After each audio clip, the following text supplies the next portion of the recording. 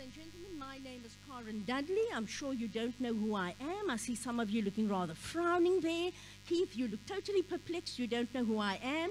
I am the director for GET, General Education and Training, and that stretches from ECD, one of the most important grades, ladies and gentlemen, all the way to grade 9. I also want to take this moment to also introduce to you, some of you have met already, but my esteemed colleague. He says that since he has come to the Western Cape, ladies and gentlemen, he has a new birth of energy. He thought he was alive when he lived in Gauteng, but he's realized that after almost 50-odd years that he missed out on the greatest opportunity, and that is to work for the WCD. Ladies and gentlemen, put your hands together for our FET director, Mr. Don Hariprasad. Isn't Don looking even more youthful these days now that he's at the sea, all these beautiful women around him? Don, thank you so much for the value that you bring to the WCD, your expertise, and so thank you for already begun to enrich our team when you joined us last year, and so we've got exciting times ahead of us. Thank you so much, Don, and feel most welcome. Ladies and gentlemen, I also want to introduce one or two new appointments from the head office team, and then if there are any district directors in the house, allow me then to extend a warm word of welcome if you are. My apologies if I haven't seen you. I do know Mr. David Miller responded positively from Metro North, as well as Ms. Sinette Nawers. If there are any other directors in the house, please do feel most welcome, ladies and gentlemen.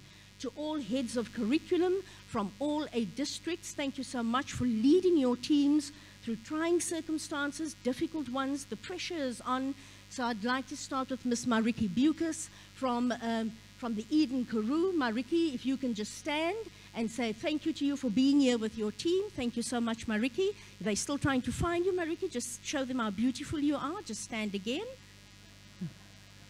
Thank you so much. The head of curriculum for Eden and Central Karoo, ladies and gentlemen. We then go down to the West Coast area, and I'd like to, Mrs. Monica Stanley, head of curriculum. Monica, please stand, darling. Don't you? They're so bashful. Look at them, how shy. I absolutely have a ball of a time with them in the management meetings, and that's when Monica dances on the tables, ladies and gentlemen. You see how her team laughs knowingly. Next to her, I'd like to also welcome one of our most mature but very young at heart. And forgive him if he's only got one brain cell, but we love him all the same. From the Cape Winelands, Dr. Brian Wilson. Thank you so much, Brian. Really inspired by you. Then we go over to the Overberg, ladies and gentlemen, and one of the smallest districts, but what a powerhouse. I'd like to, heading the curriculum team, I'd like to welcome Mrs. Jenny Bridgman. Thank you so much, Jenny. Appreciate your presence here with your team today. Then we go over to Metro North, ladies and gentlemen, slowly climbing those ranks. Watch out for them. There's something happening in the North there, in the true North team. Dr. Ludwig Punt. Okay, hear the urges. Head office team, take note. You didn't do that with me, just saying. Ladies and gentlemen, then we go over to Metro Central, heading the team, head of curriculum, Mrs. Vanessa Menard. Right at the back, thank you, Vanessa. Going over to Metro East, ladies and gentlemen, heading the curriculum team, Mr. Trevor Daniels. And last but not least, people of the South, Charmaine Peterson. The head of office staff, I want to welcome Mr. J1 Parbu, CES for Examinations and Assessment. Jay, thank you so much for being with us this morning. Our very good, faithful friend, ladies and gentlemen, Dr. Ronald Cornelissen. Aren't you excited? Give it up for Ronald. Now you're a little scared. Come on, you saw those results. I know it was posted before the time. Come on, give it up for Ronald. And then, ladies and gentlemen, the CES for FET, Dr. Glynis Schroeder. And you can see these days, follow her on Twitter, follow her on Instagram. You'll just see a cute little baby facey. A wonderful congratulations to Glynis, her first grandchild. Absolutely fantastic. And then to the CESs, to Mr. Ibrahim Peck for Intersen, GET. Mr. Peck, thank you so much. My left and my right hand. Tasha, don't worry about that. It's a professional hand, ladies and gentlemen. And then our CES for ECD, Mrs. Ruth Lucas. Oh, man, those are the little infants. And then newly appointed, ladies and gentlemen, we took leave of Miss Jill van Wyk. It's my esteemed honor and privilege for the first CSF for 2019. Please make her feel most welcome, Miss Almerette du Toit, the newly appointed CES for foundation phase. Almerette? And so, ladies and gentlemen, we also have someone who's acting at head office in Almerette's former position for languages, and she no sooner retired, I don't even think she got her payout yet from ECK. Mrs. Lisette Teron. Lisette, thank you for helping us out at head office until we make an appointment. Thank you so much. Ladies and gentlemen, I'm now going to ask the districts, and I will call the CCA or the district director if you're here. We do have roving mics. I'm going to ask Mr. Ismail Taladia, as well as I'm going to ask Mr. Andre Lamprecht, the two handsome hunks running around with the mics in their hands, so don't... Vanessa Randolph Williams as the DCS Foundation Phase. Remember, Charlene, the mic's not for you.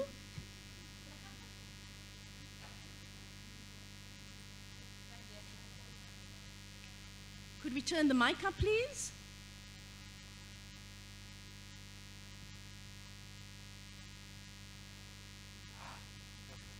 Thing. Thank you. We've got 3 new appointments. Mr. Errol Meyering was appointed as the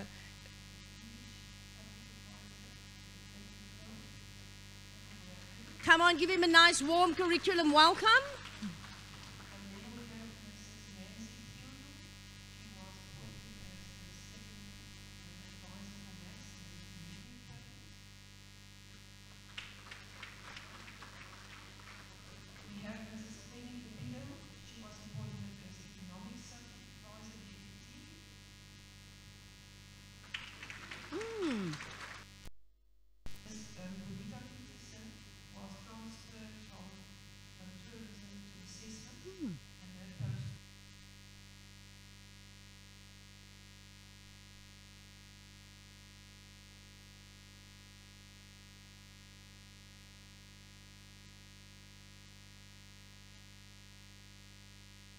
Thank you so much, Mariki. Welcome, colleagues from ECK.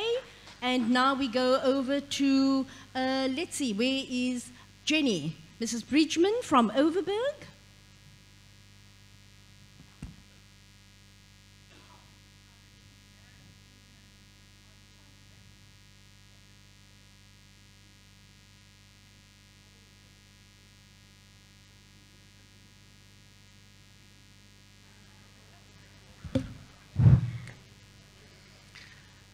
We have on contract maths intermediate phase, senior phase, Johannes Adendorf.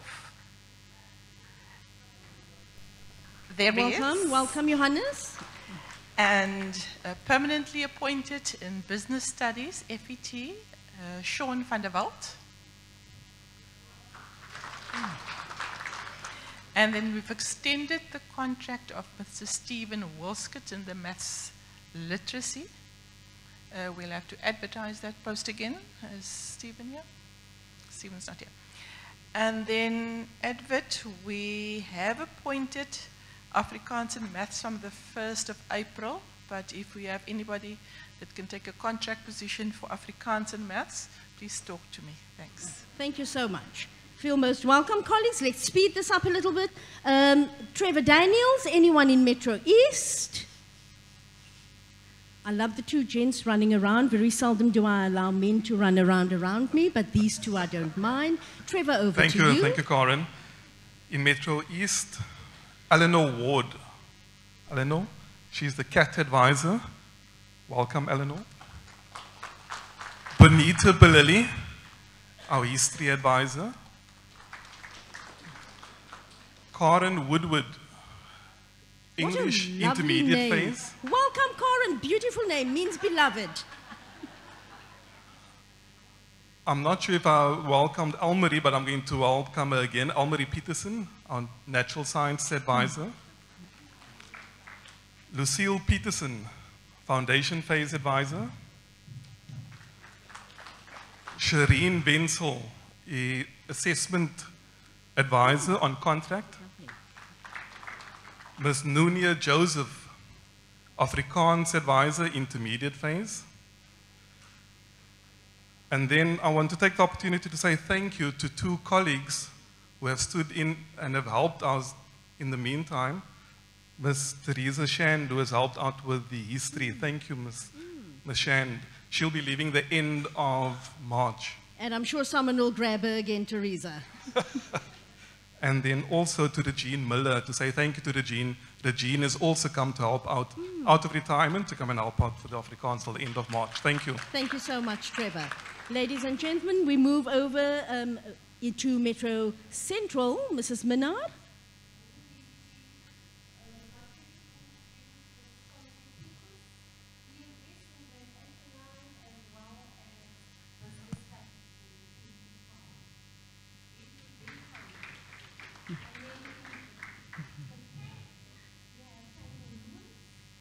Where is that cat? Let us stand up. Chantal, where are you? Come on, baby. Stand up in the house here. Chantalou.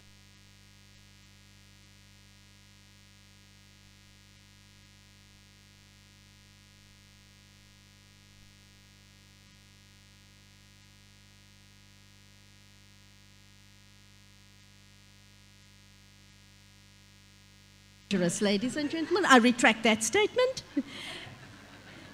Thank you so much. I think Mrs. Peterson would just like to make one more announcement before we will move over to Mrs. Stanley.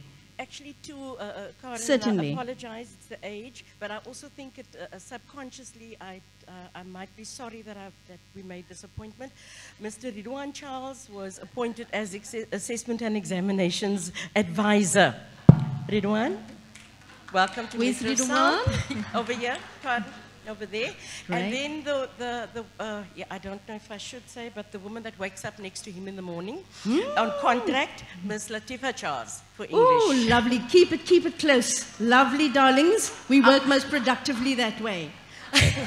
When we keep the heart and the soul happy. I would also like to, not like to, but unfortunately I have to make this very sad announcement for Metro South. This will be Ms. Lulama Vazi's last CSF.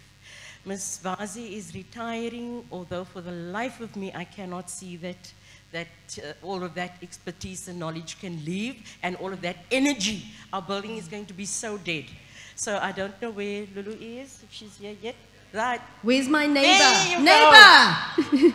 Ms. Lulu Vazi, ladies and gentlemen, her last CSF. Thank you. And I called Lulu my neighbor when I worked in Metro South many years ago. Lulu and I had adjacent offices. And every morning I would just hear, morning neighbor. And so that became a standing one for us. Thank you so much, Charmaine. Over to Mrs. Monica Stanley. Good morning, colleagues.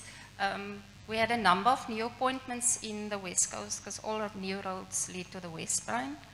Lorraine Elias, Afrikaans, Intersin, Karen Forrie, English. Ag, jy sien die mense met sulke mooi name. Karen Forrie. We have Miss Bulelwa Nyama, Esikosa Senfet. Where are you? Hatley Bastian for Assessment and Examinations Advisor.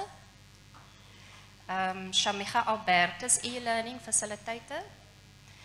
Roderick Arendse, Physical Sciences. Rasul Makir, Senfet Coordinator.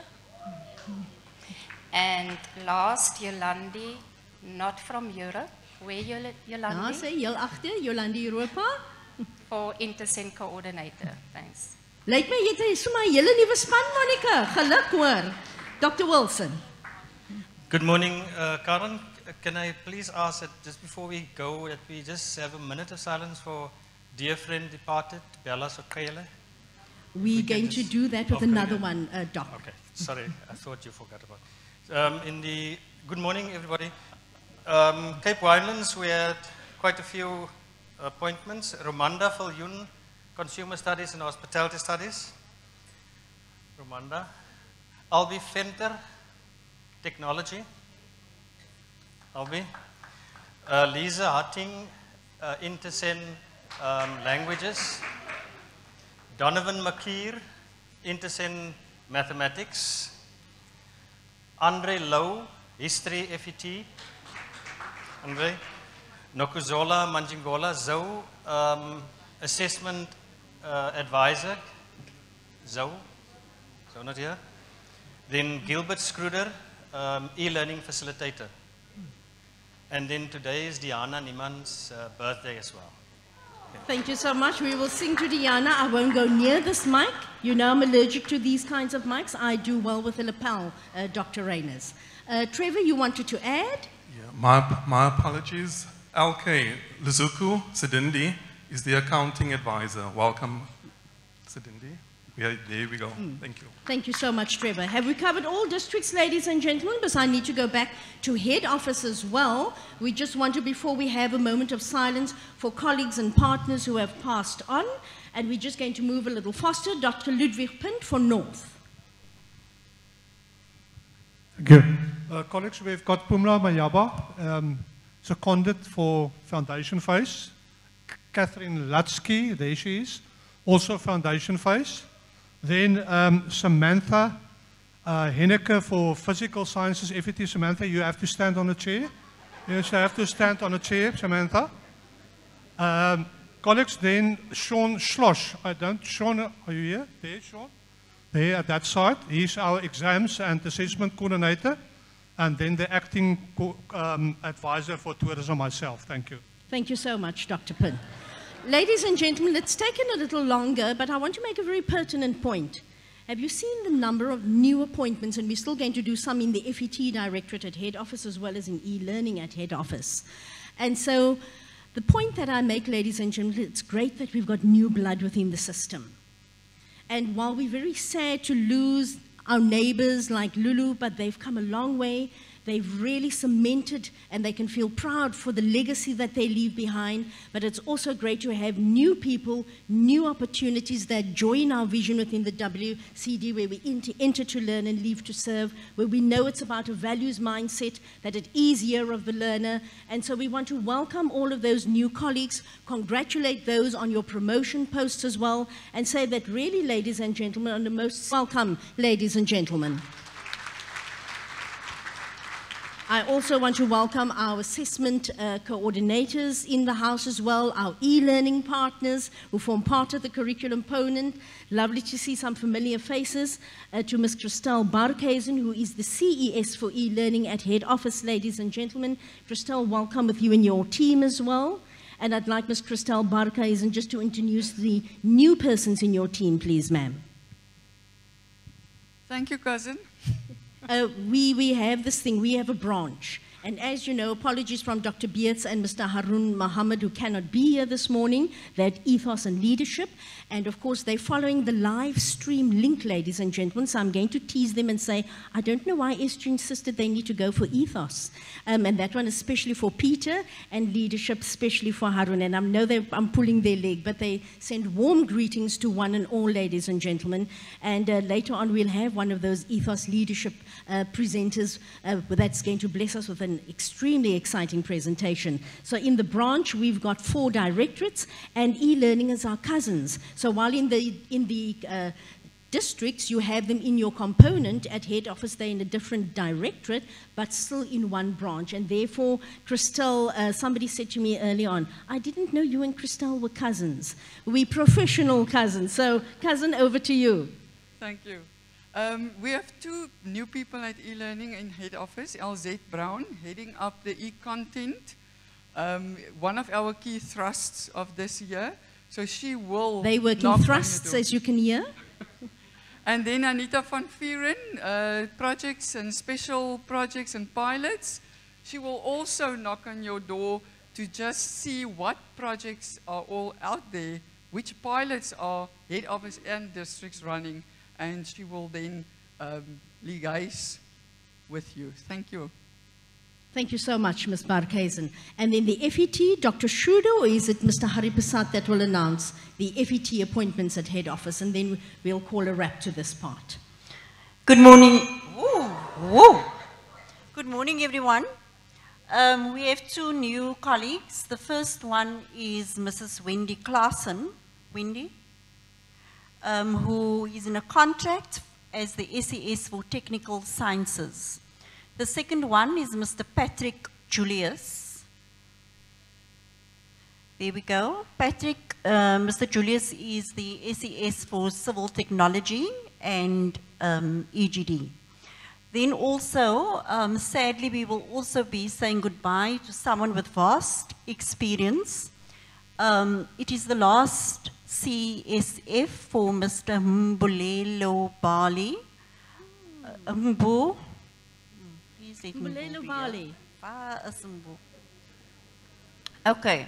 Mr. Bali will be taking up a position at Cape Peninsula University of Technology, CPUT. So I'm sure he'll be arriving, or he's just not here right now. We wish to thank him for his leadership and everything he has done to support teachers and learners in the sphere of mathematics and mathematical literacy. Thank you. Thank you so much. Thank you, Dr. Schroeder. Ladies and gentlemen, at this point in time, we've had quite a number of, you might have had over Christmas, as I always say, this is our very first CSF. When we bid each other goodbye at the end of each year or each term, one automatically utters a word of faith that you will be returning and you'll see the person again. And then we've had people who served this province, who have served districts diligently, smartly, and have been real faithful servants to education. Very much like we spoke about our consumer studies as well, as consumer studies colleague before we had the new appointment. And so we also have some people who've lost spouses. That's in this particular directorate, ladies and gentlemen. And so you might have had somebody dear in your life that you've lost, and it's touched you. It could not be a family member, it could be a very dear friend. I'm going to ask at this point in time that we take a moment of silence to remember, and we pray for that comfort and solace for those who find themselves in a very dark place right now, and a very sensitive place. So could we just bow our heads in whichever way you feel comfortable, ladies and gentlemen.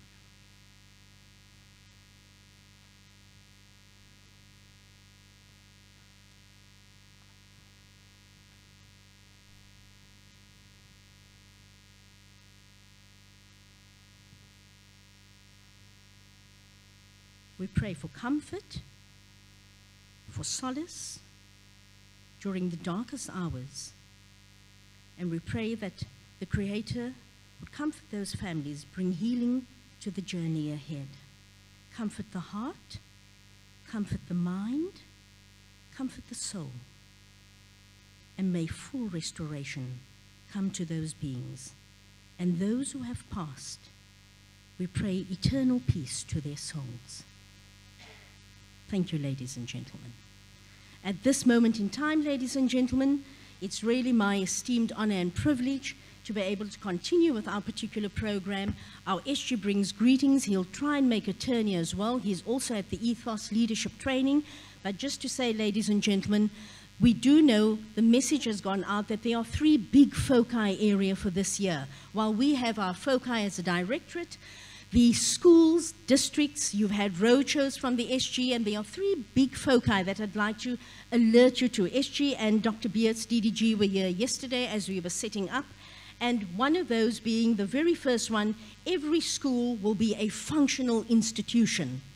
And what do we mean by that? The role of circuit managers, the role of district directors, because as you read the reports of subject advisors, coordinators, e-learning, assessment, you'll hear that schools who are not functioning optimally, there's a problem within the leadership system.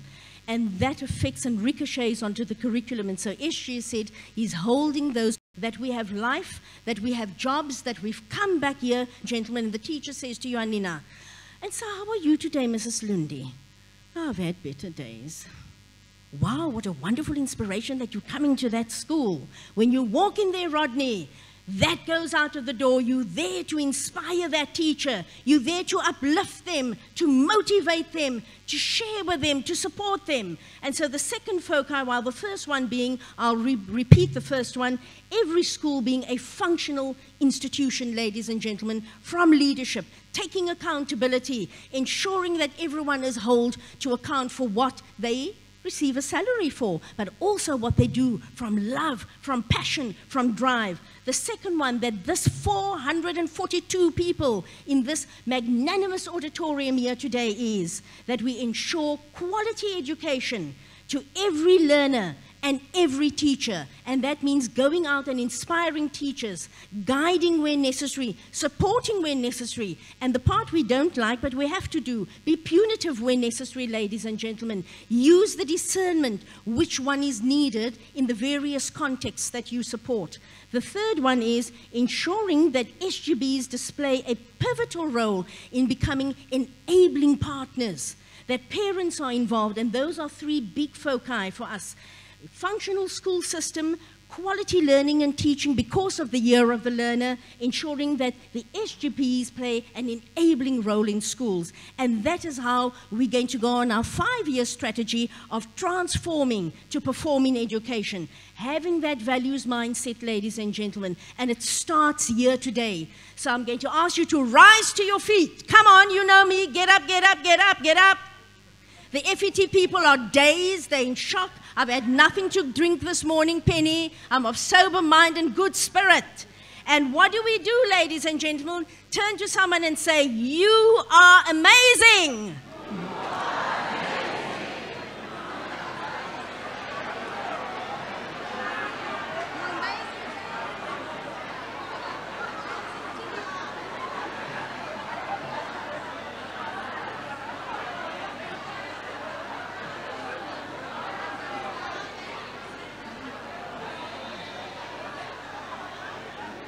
And now that you realize how amazing you are, grab your seat and let's get this party on the roll.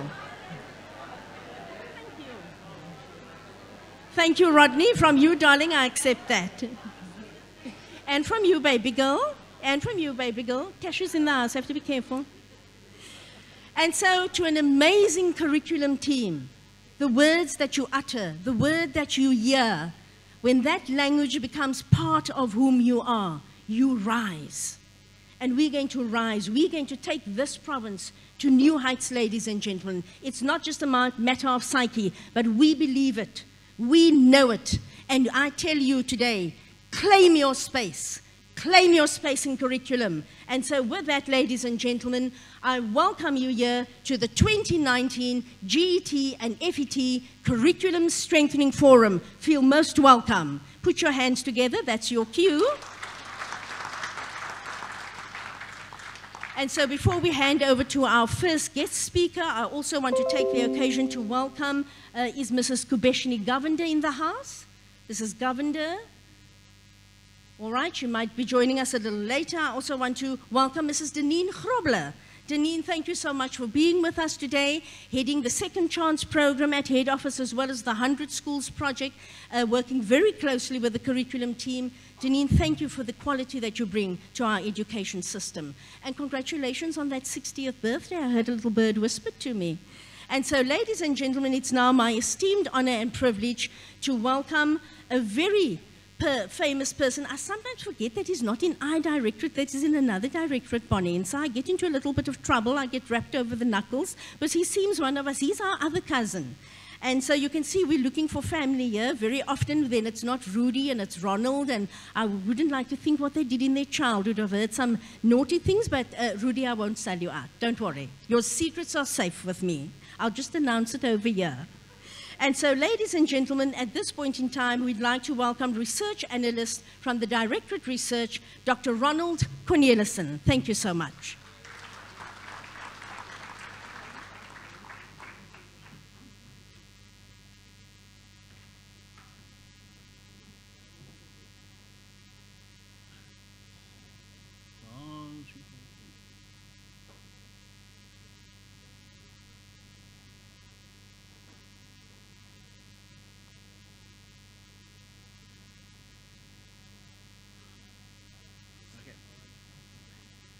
Good morning, ladies and gentlemen.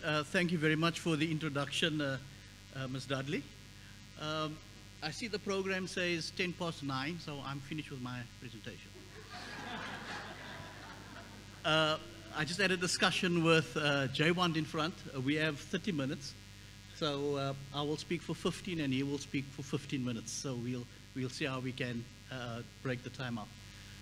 let me start by saying, you know, when you go to a psychologist, then you stand on one side and you say what your problems are.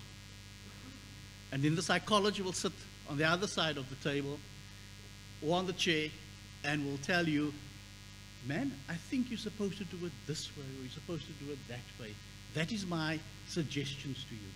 Now, I feel like the patient, and you are all the psychologists.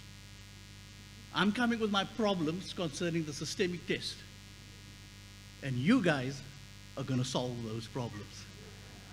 And that was a psychologist. A psychologist will assist one in solving those problems. And I'm asking you now to assist me in what I have gleaned from the statistics that I've gone through. The other thing is, and many of you guys will probably ask me about, we received our results way ahead. How come did the results change? Just to say, when we do the development of the reports, we use a dummy data set. So the information that you see there is a dummy data set. It's not the correct information.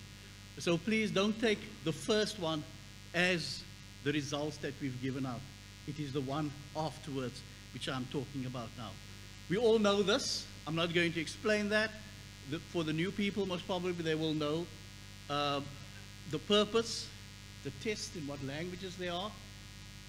The pass mark is an arbitrary pass mark of 50%. We could make it 40%. We could make it 30%. It's immaterial. It will just say that if you make it at 40, you'll have a higher pass rate. If you make it at 30, you have an even higher pass rate. So it's immaterial. Okay? The items are internationally benchmarked, so we use the TIMS as the basis for mathematics. We use the PEARLs as the basis for the test. We even look at SACMEC. We look at PISA. There are many things that you can look at to benchmark these tests. Now, these will just show you the amount of numbers that has taken place since 2013 to what we have in 2018. You'll find that the number of learners at the ASS, which is the annual school survey, has increased. By the time they write, that has dropped off due to dropouts or learners going to other provinces or going to TVET colleges, etc. So you can see in grade 9, because that's where I'm focusing on, is 67,000 for mathematics, of which 15,000 only passed with 50% and higher. If you make it at 40%, it will be 20,000, okay? But at 50% is 15. If you look at grade 9, for language in 2018, 67,000, 68,000 wrote. We have then 36,000 passed, which is basically a 50% and over. So let me start. Now in 2018, we re-looked at the question papers. We took out 2 tests or texts, and we replaced 2 texts.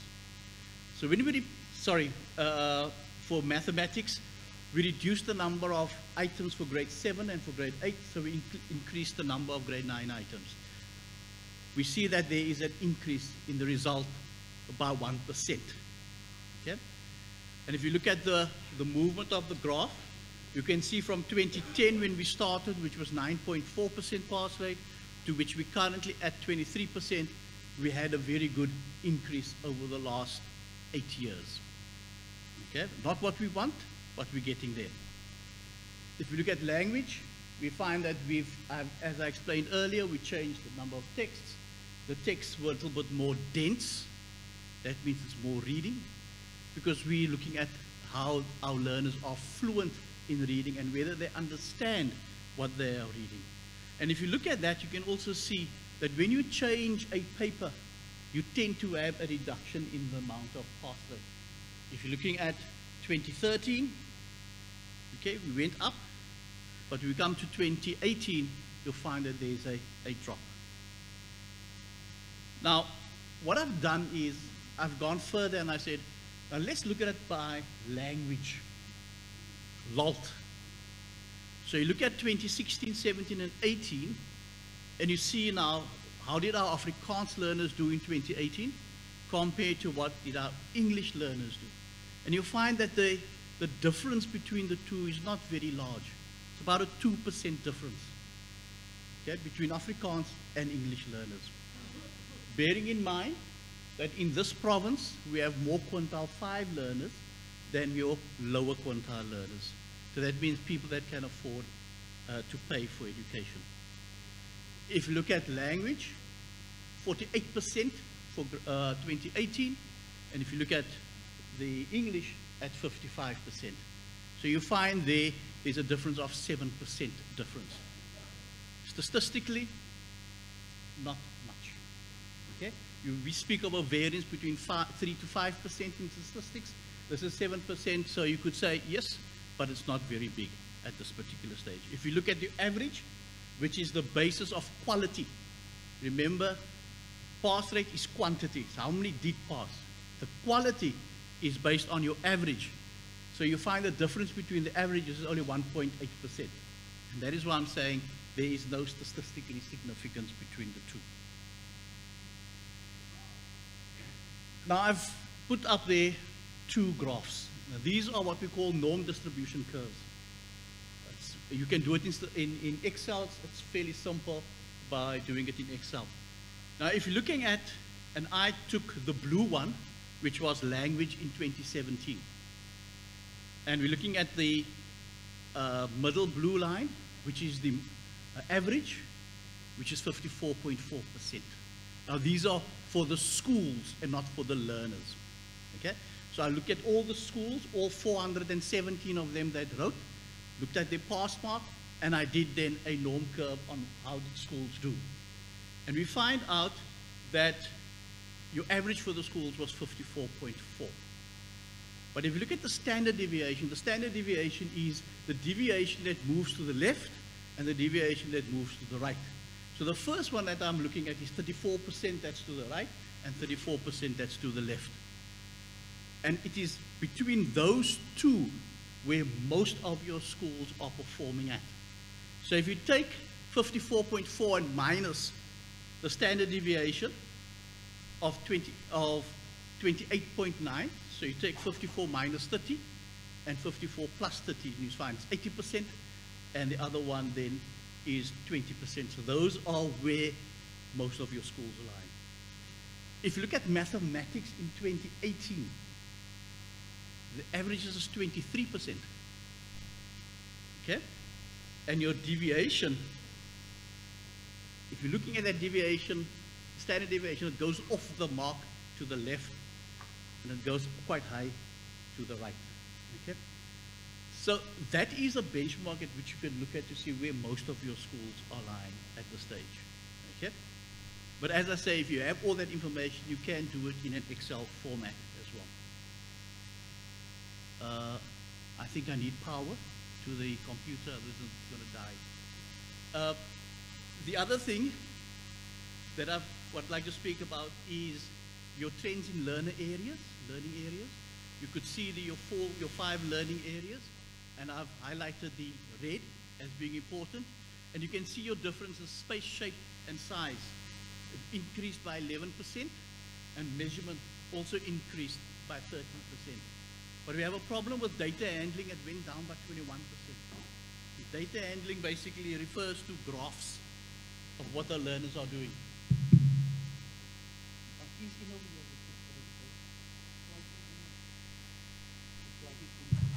don't know what's happening. Okay. I'll just carry on. Then I looked at it by district. And of course, you could look at it by district as well and see where your district is and how each district has performed over the years in numbers, patterns, space and shape, measurement, and data handling. Okay?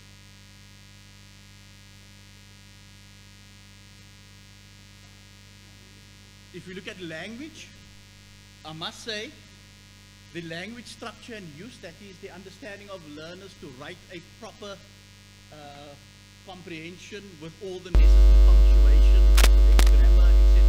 That has increased by 11% compared to looking at thinking and of comprehension where the learner must read and get an understanding of what he or she has to read and then give a result. Okay? And you can then look at what your district has done. This will be made available so you don't have to worry, ladies and gentlemen, by looking and trying to remember all those numbers in your head at the stage. Now this is important.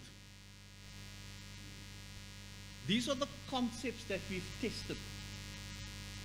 And each of those concepts that we have tested, I've broken them down into how did the Afrikaans learners do, how did the English learners do, and how did the province fare in a particular area.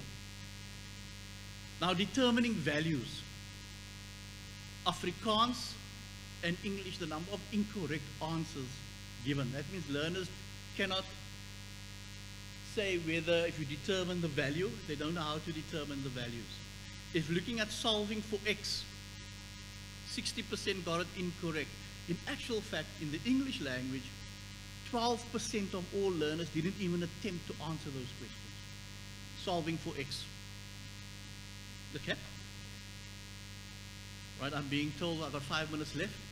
If you're looking at language, here again, I broke it up. If looking at sentence recall, that means the learner reads.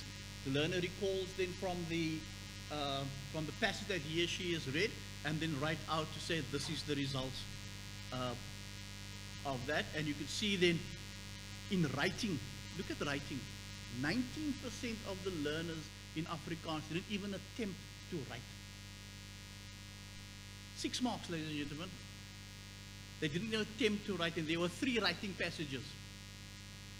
For English, 24% decided they're not even going to bother with the questions. So we do have a problem over here. And the problem is, how do we assist the learners in doing that?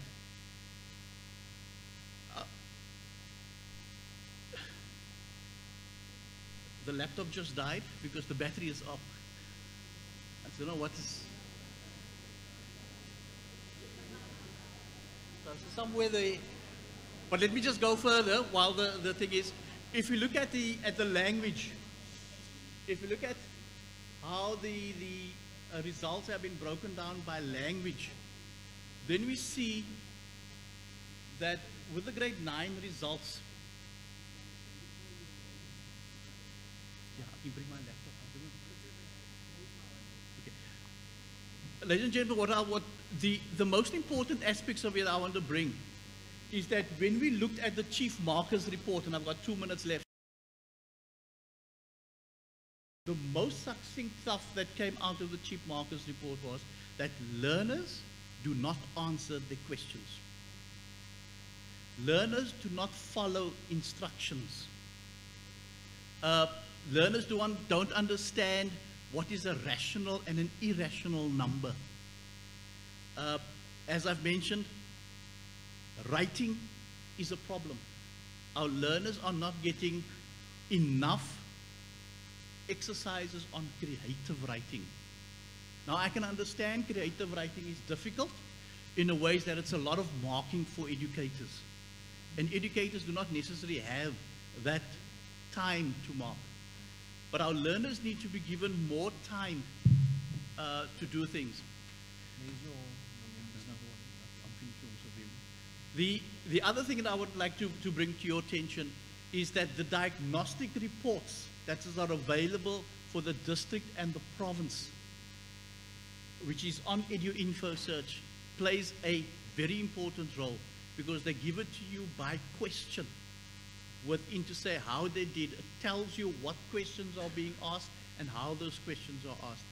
So if schools can go through their diagnostic report, districts as well as the circuits, because each circuit has a diagnostic report, each district has a diagnostic report, the province has a diagnostic report, and every school has a diagnostic report for mathematics as well as for language. So ladies and gentlemen, I'm going to end over here. Apologies for the thing dying on me, but they normally say if you have the stuff imprinted on your head, it's much easier to speak if something like this do happen. I'm a scout, and the scout always said, be prepared. So I am prepared. Thank you.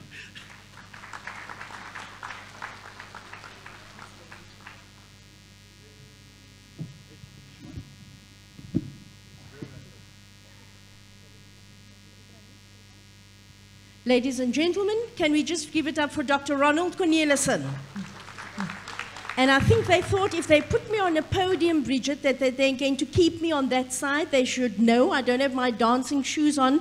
Ladies and gentlemen, the presentation is very short, but let me assure you once again, we'll share it on Google Docs, but within the mathematics session as well as the languages sessions for grade 9, Dr. Cornelissen will be joining you in those sessions. He'll be joining us in the manager's session as well, so he'll be spending the next 3 days with us, and he'll be doing it in much further depth. You'll be able to engage in questions, answers, etc., get into little small group discussions. So for now, it's just a little bit of an aperitif. You have received the results via your district directors, heads of curriculum, but we don't want to lose that space. And we can see there is a slow upward trajectory. We know which areas we're going to focus, and the reason, therefore, why we gather here today, ladies and gentlemen. At this point in time, we've also invited Mr. J1 Parbu from Examinations and Assessment. So Jay, thank you so much. An apology from Mr. Blackie Swat, the director, who's also at the Ethos Leadership Training. And for those of you who haven't been, it's absolutely an awesome course to go and attend, ladies and gentlemen. So we're just waiting for our computer to play with us here, Gail, so we can get the party and we can continue. But as I said, Dr. Cornelissen at the end of the day will be coming to the breakaway rooms. So he will be unpacking a little further, especially in the languages as well as in the mathematics room. Dr. Wilson, a question? Karen, just to Dr. Cornelissen, the death of the laptop, does it mean it's the death of the systemic test as well? What about the national annual assessments? Can we have some input? I will not be able to answer on the national assessment until such time. My understanding is the national assessment is not off and running. The systemics will still carry on. Thank you so much. I think we do have the person, Dr. Wilson, in the house. And so the CES for assessment, which will be able to, but a very valid question, ladies and gentlemen. Thank you so much. And it seems like we still have a little bit of a gremlin. Are we ready to rock and roll? And so, of course, you can see Jay's a rather quiet gentleman. And so we just need to nurture him and support him, ladies and gentlemen, to make him feel most welcome in the curriculum house. Can we give it up for Mr. J1 Parbu?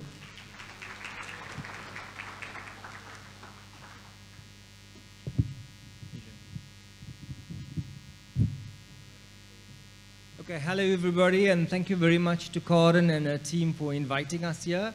Apologies from our director, he's at the Ethos session.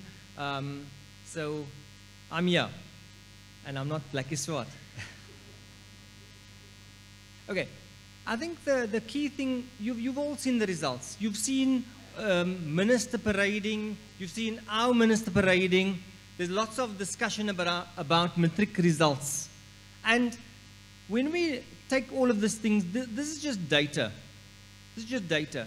And I think when we look at our presentations and when we look at data, we've got to just learn from this. This is a cohort that's gone already. It's a cohort that's gone. Let's take it. Let's learn from it. Let's be resilient. Let's show the grit for this year and let's take it forward. I think that must be the message. This must stimulate discussion. It must allow conversations to happen within your subjects. It must allow conversations to happen within schools, within, obviously, sector teams, whether it's GT, whether it's FET. Because these are learners, and there's been talk about what is the pass rate. Now, we all know the mathematical pass rate, and I get irritated with people that don't talk about pass rate just in terms of the mathematical terms. Because other words are also used. Turnout, throughput. Those are all terminology that gets being brought, and everybody has their agendas. So I want to say, we are professionals. And the professionals must use the right terminology. Forget the politicians. They will come up with their own agendas. So the key thing is, when we look at throughput, and a lot of terminology has been used on throughput, we must look at the cohort that comes into grade 10. And therefore, GET is so important because the kind of learner that exits the GET in grade 9 impacts on the mathematics in grade 10, 11, 12. The kind of learner that leaves grade 9 will impact on the language performance and hence the access into all the other subjects in grade 10, 11, 12. So it's so important how that grade 9 learner is equipped. And of course, we're talking, when we say grade 9 as the culmination, we're talking about all of the other grades preceding grade 9. And I think that is so important, from that foundation phase, intermediate phase, into the senior phase. And when we look at the results, I'm just, they haven't managed to get, I'm trying to waffle on. We see that, and I'm going to just talk to my presentation very quickly. We have had an increase in the numbers of learners registering. We have seen, in terms of the Western Cape compared to the other provinces, a pass rate third best pass rate. Bachelors, second best. However, in terms of throughput, we are the number 1. However, if we look at our throughput pass rate, only 51% of learners that started in grade 10 actually passed in grade 12 in the Western Cape. 51%. So it's not brilliant. When we look at our performance, we must acknowledge that more learners are passing grade 12 than the last couple of years, last 2 years.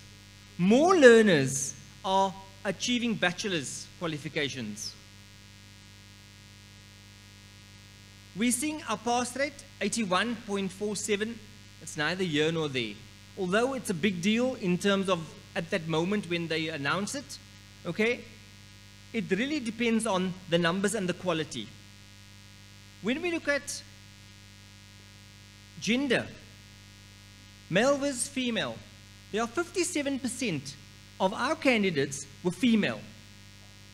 So that already tells us a larger percentage is female. And what happens with the girl child really makes a difference for us in the Western Cape because of this big percentage. But at the same time, we mustn't neglect the boy child, because if we've got to be able to have that balance. And it's good to see that the boy child has now come up to the level of the girl in the terms of the bachelors. They are on an equal footing. In terms of quintiles, we find that we're particularly blessed in the Western Cape. We have, most of our schools are in quintile 5. Most of our schools are in quintile 5, 37%, and that gives perspective to the results. We have 27% of our schools, of our learners are in quintile 4. So quintile 5 and 4, and 20% in quintile 3. So having this larger percentage in quintile 3, 4, 5, obviously those schools make a difference. And when we look at the performance, our quintile 5s have generally maintained their standard. 91% pass rates, quintile 5. Quintile 4 dropped. Our quintile 4s dropped, and that could actually tell us why, in fact, we dropped in this province. Our quintile 3s actually went up a little bit, but it's not significant enough. When we look at our X departments, and all I'm trying to give you is conversation pieces. Gender, quintiles, now we're looking at X departments. When we look at X departments, 42%. Okay. 41%, yeah. 41% of the learners come from ex-HOR schools. So obviously, if the ex-HOR schools do not perform, our results will go down. And that's what happened also. And we had to say, why did it happen? I really wanted to find what was happening here. And when you go to the newspaper cuttings, you go to 2018 was a year of protest action. There was massive amount of gangsterism, and it affected the HOR schools in the particular areas in a big way. It affected certain aspects of Overberg, West Coast, the City Bowl, the city itself. We had major aspects of South, East, okay, being affected in those particular areas. And because it was a prolonged protest and gangsterism action, we saw that learners actually didn't even attend school. This is what the newspaper articles from principals were saying. Kids didn't even come to school. Now in matric, if you're not coming to school, you're not attending the lesson, you're not getting that provision of knowledge from the principal, from the teachers themselves, that will be very challenging to actually sit for the matric exams. So I think, but then again, if you go and look at the promotion results from grade 1 to grade 11, we're seeing the same kind of picture, that there's been a decline in the promotion results across the board. So it definitely had something in the Western Cape. There was beyond just performance, normal performance of the cohort. When we look at districts, we're seeing the urban districts have obviously bigger percentages. Interesting that Cape Winelands makes up 17% of our province's learners. And their performance, therefore, also makes a difference. So the little declines that we see in different districts all makes a difference in terms of our decline. However, the decline must be taken in perspective. If you look at our mathematics, we saw that we actually increased from 73.9% in 2017 to 76% pass rate. Although our numbers of learners offering mathematics, and here we have a massive number of learners changing from mathematics to mathematical literacy in the grade 12 year. Now we only allow it up till January, but we get a deluge. And again this year, we've had a few thousand changing already. So before we even start the exam, we've already lost the mathematics learners. And it's important to have a bit of the word resilience. Resilience must come through. We've got to train kids to be able to stick it out. Because I can tell you, if they do stick it out, there's a greater chance, if they have it in their head, that I'm going to write that final exam in matric. And otherwise it's too easy. I can just change it and go into math literacy. And if that's the attitude, I think already they're losing the battle. We've got to train them to have that resilience to go through. I've just spoken to a principal yesterday at Technical High School, and he was saying his learners have failed technical mathematics. Now what does he do? They're in grade 10. They're not allowed to offer mathematical literacy in a technical high school.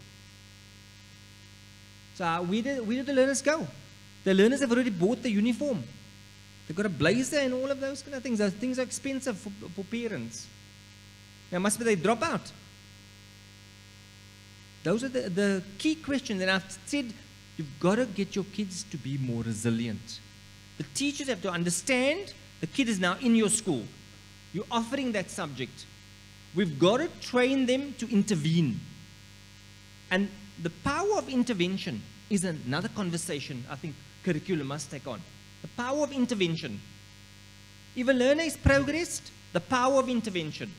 What kind of intervention? Specific, differentiated. All of those kind of words must come into your conversation. Physical sciences, I must admit, physical sciences improved at the 30% level, at the 40% level, and the 50% level. And we need to look at this, the FET people. Don't just look at the 30% level. Because remember, learners need 3 subjects at 30%, 3 subjects at 40%. Therefore, look at pass rates at 30% and 40% level. But in the Western Cape, we're also interested in quality. We want learners to get bachelor's access. Because what's the use of that matric if you don't get access? Okay? Even what we have read from research is that lots of children are leaving school, they're working because they need the money. But they come back at 25, they come back at 26, and they want to go to university. They want to go forward in their life. So they need that bachelor's access. So we must give them that opportunity of access. It's only an opportunity. It's just a card. You still have to go watch the movie. Okay? So the 50%, another conversation, the pass rate at 50%. And so now we have 5 years of the caps, 2014 to 2018. We have 5 years. In every subject, you can work out, because I've given you all the results, it's all on EduInfo.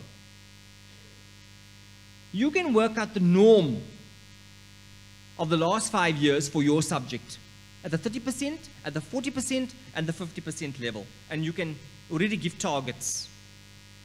Okay, languages, they're generally consistent. I'm not going to even go there. Some of the subjects, I'll talk more to the assessment coordinators. We're having a meeting tomorrow, and we'll talk more about detailed subjects. But already we have, I think, interacted with the curriculum people regarding the subjects. I think some of the subjects do need a bit of, they're a bit of concern, but we'll raise it with them.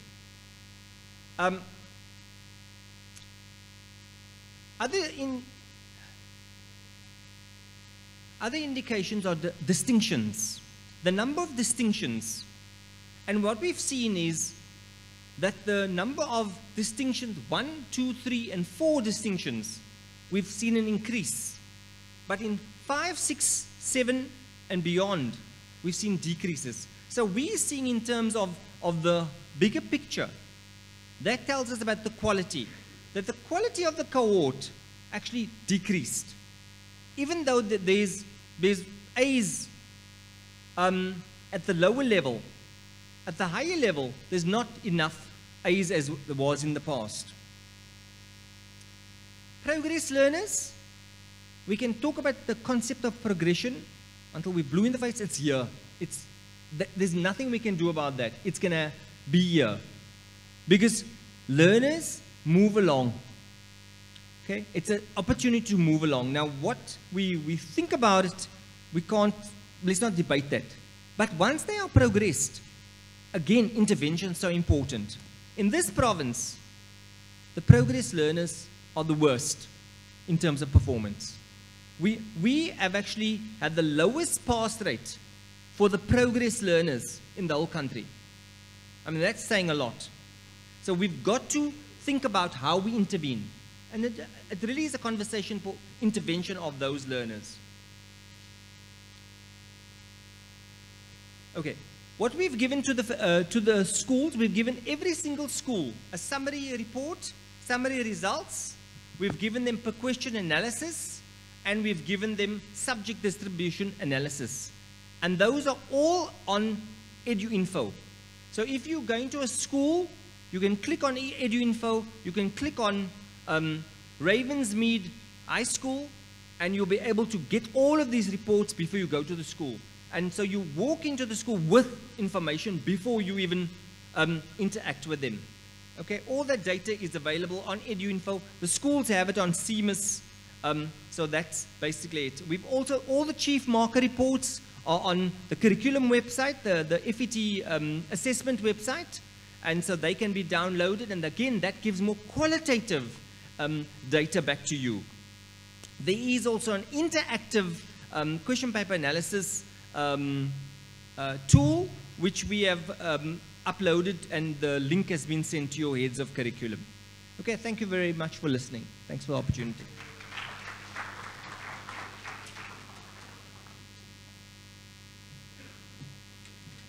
Okay, do you need my laptop? No? Are you fine? Okay. All right, ladies and gentlemen, could we just say thank you to Mr. J1 Parbu once again, please? And thank you so much for your indulgence during this live stream performance. And so, Jay, thank you so much for your resilience and your commitment. You know, as you head together with your team, the Assessment and Examinations Directorate. And once again, J1's PowerPoint, ladies and gentlemen, will be available. Before I call on Mr. Don Haripasad to introduce our keynote address speaker to you, I'd just like to alert you to one or two announcements, ladies and gentlemen, so that after our guest speaker has rendered his presentation, we would know exactly what the house rules pertain for the day. So if I could just have your attention and just alert you that if you see right at the box at the back of this auditorium, ladies and gentlemen, there's a little red box. So that is a charging box for your mobile phone. If you trust them enough, Penny, put your phone in there, and by miracle of miracles, Portia, it will still be there and it will be fully charged when you come back. Now, that is the one in this facility, ladies and gentlemen, but there's also another one, ladies and gentlemen. I'm not sure how good this is, Anina, because that one is slightly closer to the bar area. Now, please, I'm sure a lot of you, maybe this one will not be working, Rodney, and you might have to go to the bar area to go and charge your phone. Fortunately, you won't be needing your mobile phone throughout the day. So thank you for that, ladies and gentlemen. So I just wanted to alert you to that. I believe it charges all sorts of things, phones, toys, a number of things, ladies and gentlemen. So feel free to make use of the charging devices around here. All right, I have no idea why you're giving that naughty giggle. The other thing, ladies and gentlemen, that you will note that you did online registration. When you go to your various breakaway rooms, you will be able to have, you know, we also have the protocols of the Auditor General, so you'll have the hard copy register within your room. Please sign each day. The facilitator in that particular room, ladies and gentlemen, will then be able to guide you in terms of that. We'll also have a staggered lunch, so your facilitator in your various rooms will also alert you to that, ladies and gentlemen. And then last but not least, when we leave here, I just want to alert the foundation phase, which is quite a very big group, ladies and gentlemen. So the foundation phase, when you leave, this auditorium will become half for the languages and the other half will be for the mathematics. So what we are saying is the foundation phase, you'll make your way out where we had the refreshments and the coffee serving this morning. And from there, ladies and gentlemen, you will be then designated if you're going to mathematics, to languages, or to the life skills venue, because you will be rotating over the next 3 days those various venues. So I think we just wanted to alert you to that as well. Also, in terms of those who are doing SNT claims, I just want to see if my two ladies in waiting are here. You can see I like them in twos, Rodney. Do we have Nandi? Is Nandi in the house? All right, if we could just get Nandi so people can see where for your SNT claims, ladies and gentlemen. And then, of course, last but not least, very important woman in my life, my personal assistant, Miss Elizabeth Hector. Liz, if you can just stand. That's her, the sexy Liz. You can see why I'm at work at 6 in the morning, ladies and gentlemen. Liz, Tasha's now going to scratch your eyes out. So be careful, stay close to my side. So those are some of the announcements, ladies and gentlemen. Foundation phase. After this, please, you will meet out in the coffee area. And from there, ladies and gentlemen, you will then be disseminated. Please ensure you complete your claim forms with Liz or with Nandi, as well as your kilometer readings, all of those particular claims as well. There is Wi-Fi connectivity in the house as well, and in your various breakaway rooms, those passwords will be disseminated to you. I'm now going to call on Mr. Don Harikasat to introduce our keynote guest speaker. 1, 2, Please 3, give 4, a warm welcome to our 5, 6, FET Director. 7, 8, Thank 9, you 10. so much. Thanks, Karen. Good morning. I think we're in the right place. Only thing we dressed differently. We're supposed to be in our shorts and T-shirts, and perhaps maybe next to us we should have had something else to drink.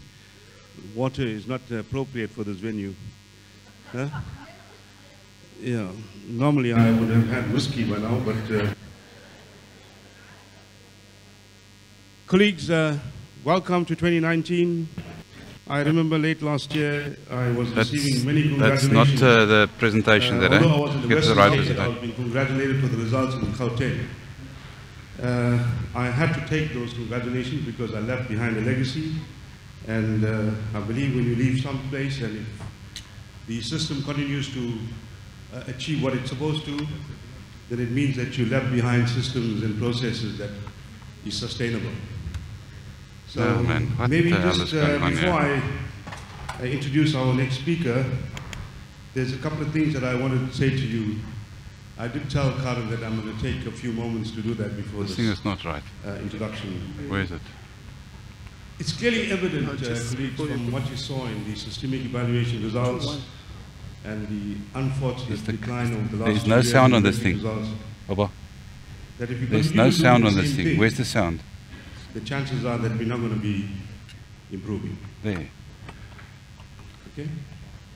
I think I'm in the midst of a very formidable team. I have a wealth of experience in engaging and interacting with subject advisors at a provincial and even at a national level.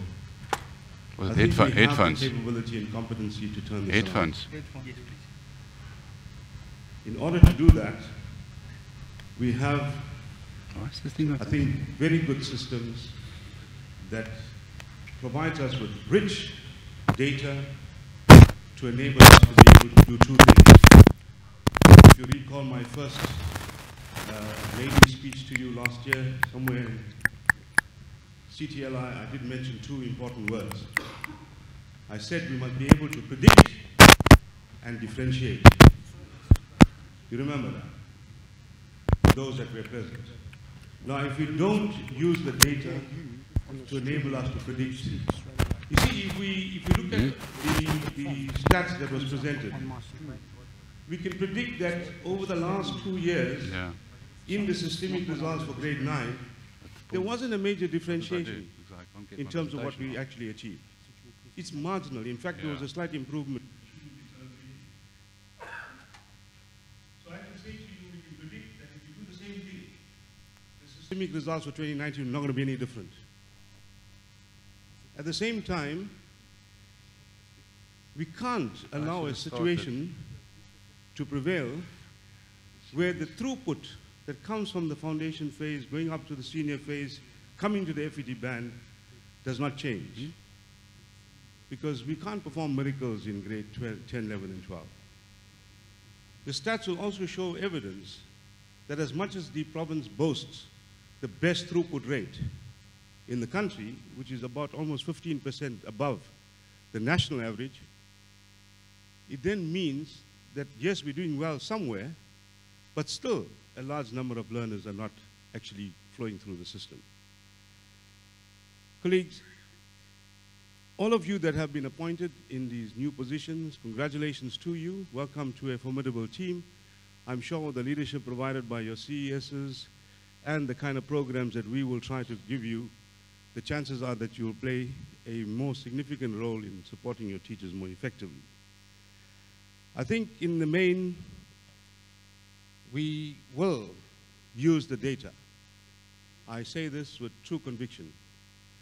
We will use the data to profile the class of 2019 in such a manner that we will predict who are those learners that will not do well, and will provide a differentiated support for them. So that's the shift we'd like to see. Now, for the main task at hand, I think given the fact that we are such a formidable team, and we have the competency and capability perhaps there's something else that we need that will enable us to be able to just leverage and move up to the next level. And I think strategically, Karen has invited Dr. Peter Hendrik Bernard to actually do that for us. Dr. Bernard, I look at the CV here, it seems like it will take longer than what I just said just now to read the whole thing. But very impressive. He's got his PhD in practical theology at the University of Pretoria. He also completed his master's degree in practical theology.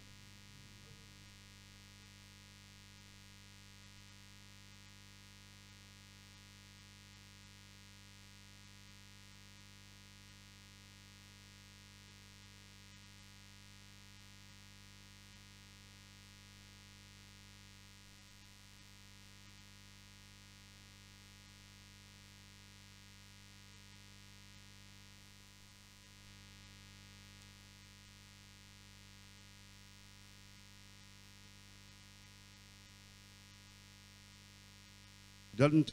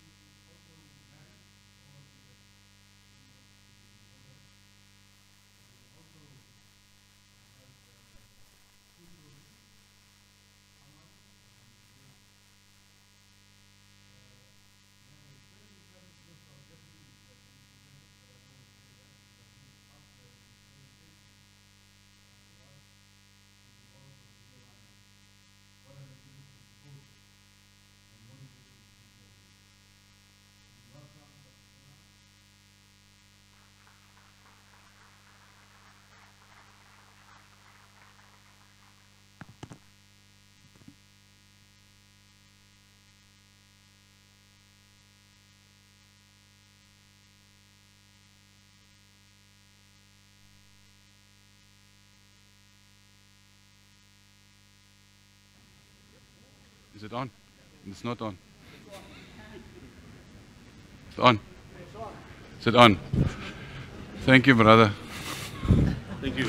It seems like this one is this one working? Can you guys hear? Yes. Okay. Morning. We're struggling with everything here, but luckily we won't stop breathing because otherwise we will stop. Our heart stops beating.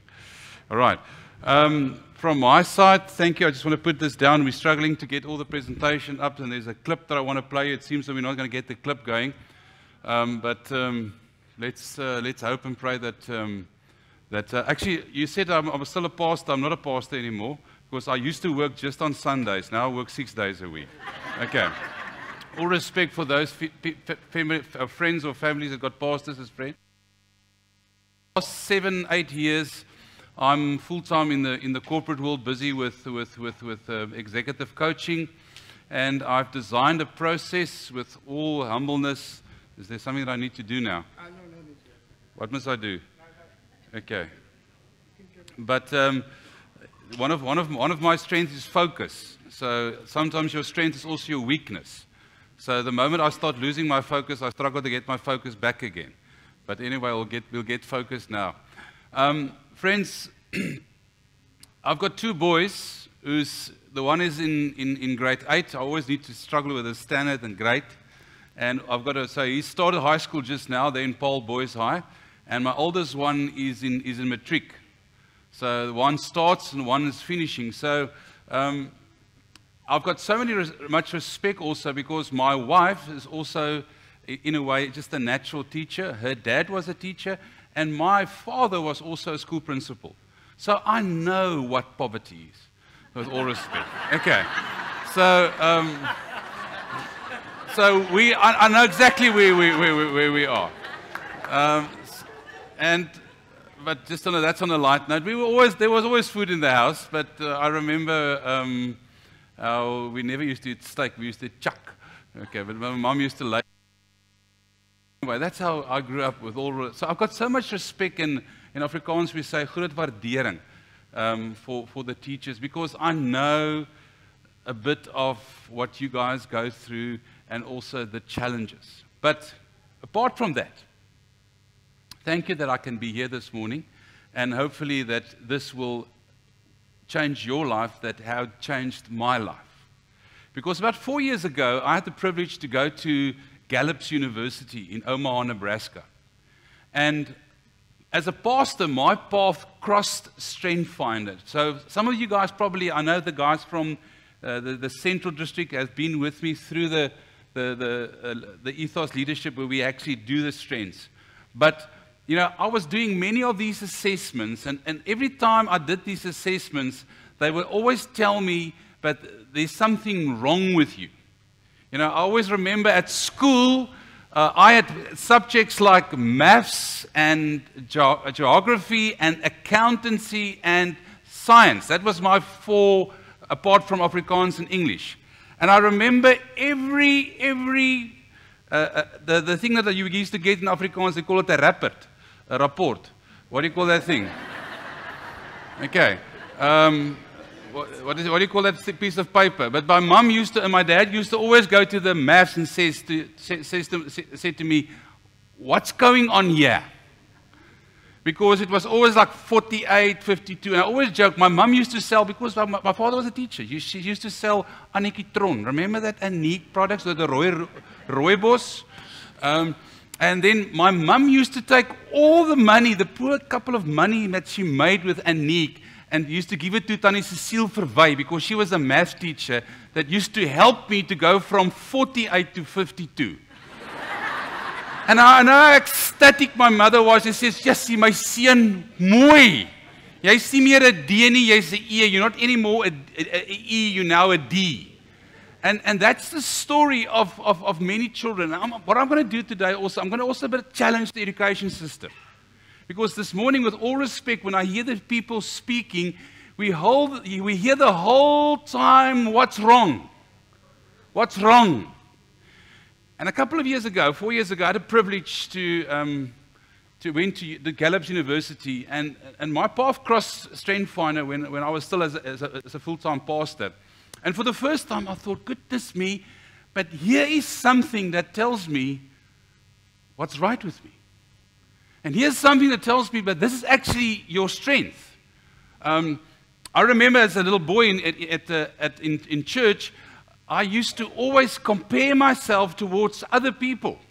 And I always thought that the devil is in me, because the pastor used to stand in front of the pulpit and used to say, you mustn't compare yourself to other people. That's a sin.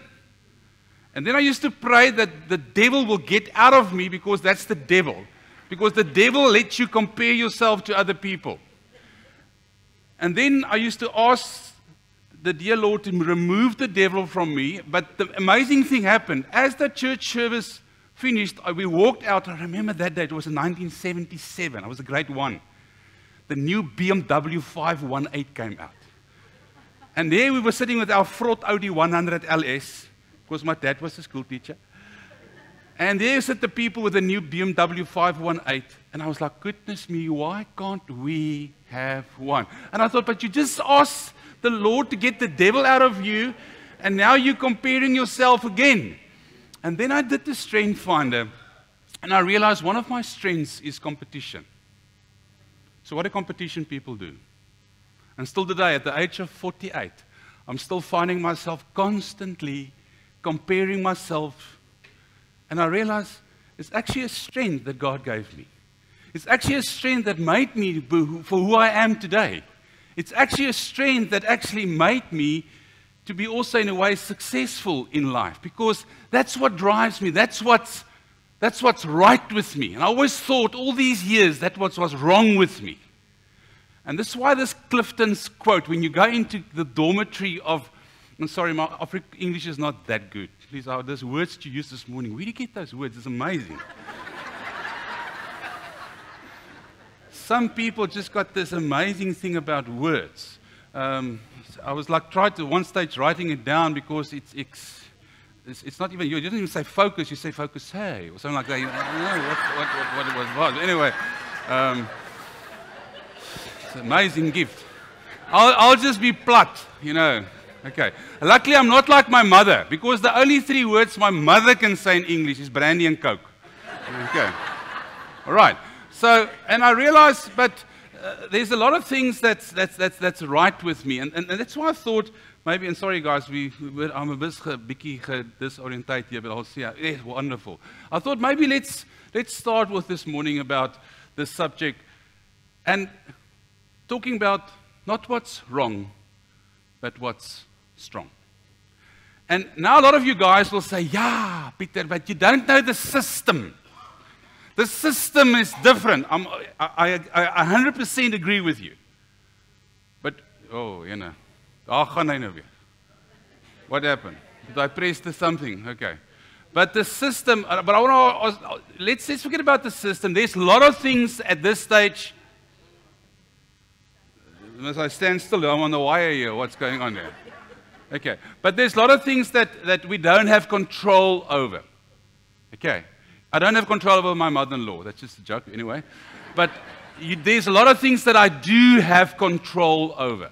And you got control in your situation by either taking the responsibility to use your strengths or taking the most of your time and focus on what's wrong with you.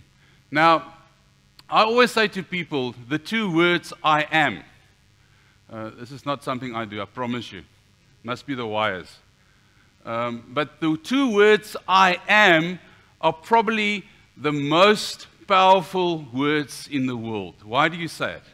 If I ask you this morning, complete the sentence, I am strong, or I am at my best, or what I do best in life, what are those things? I promise you, you will struggle to find quickly 5 things what you're good at, what's right with you. But if I ask you, I am wrong, because you can quickly, easily tell me a lot of things about what's wrong with you. And the point I want to make is, let's start off with this thing about, but who are you? I am. As a theologian, and sorry, I've got so much respect for other religions. I'm not a Bible puncher. I'll never be someone to try to convince you to think and believe like I do. And there's a lot of other people, other religions here. But as a theologian, you know, just that's my basis for which I'm doing my work. You know, there's so many I am verses in the book. You know, we know about I am this, I am that, what Jesus mentioned, with all respect. But what are you going to put after those 2 words? Because this quote is so amazing for me. It says, I am. 2 of the most powerful words, for what you put after them shapes your reality. And this is for me very important, that we realize if we put I am strong, or I am wrong, or I am right, because I always thought that, but there's something wrong with me when I always used to compare myself. And when I get to a toll gate these days, when I drive, I found myself often, again and again and again, I'm that guy that wants to get as quickly as possible through the toll gate. I'm that person that the moment I get into that lane, that one lane moves faster than the other one, I get so frustrated. Then this idiot in front of me pays with cash and not with a card, and then he takes off first before I can take off. And then I realize, but that's not wrong with me. That's what's made me strong. That's what's made me successful, because I am competitive. I am a natural hard worker. I am someone that focuses on people's strengths most of the time. I am very socially outgoing and socially fast. But who are you? You got control over that. And that's why I want to start with you this morning to say, what's right with you, not what's wrong with you. Now, this clip is not going to play. It's always going to play, because we're struggling with the sound. But for those, and hopefully there's no sound, so it's not going to work. Okay, so stop it, brother. Go to the next one.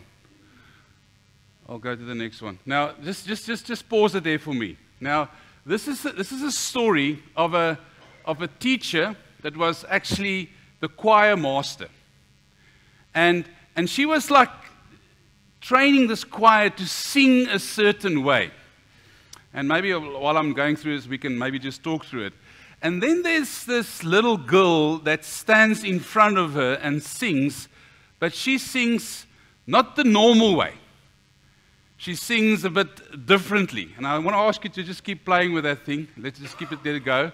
Because I actually wish we could have learned heard the clip. Just keep going, keep going, keep going. Oh, there's it.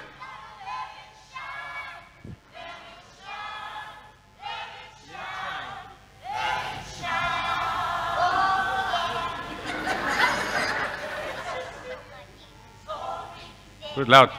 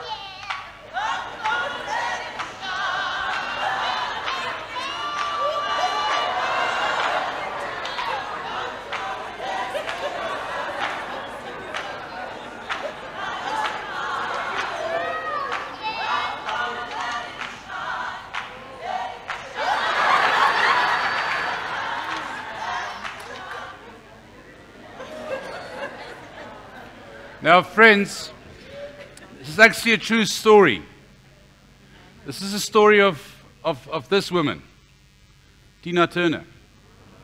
Now, and that's the sad thing about many people's life, is that we get the whole time messages about what's wrong with us.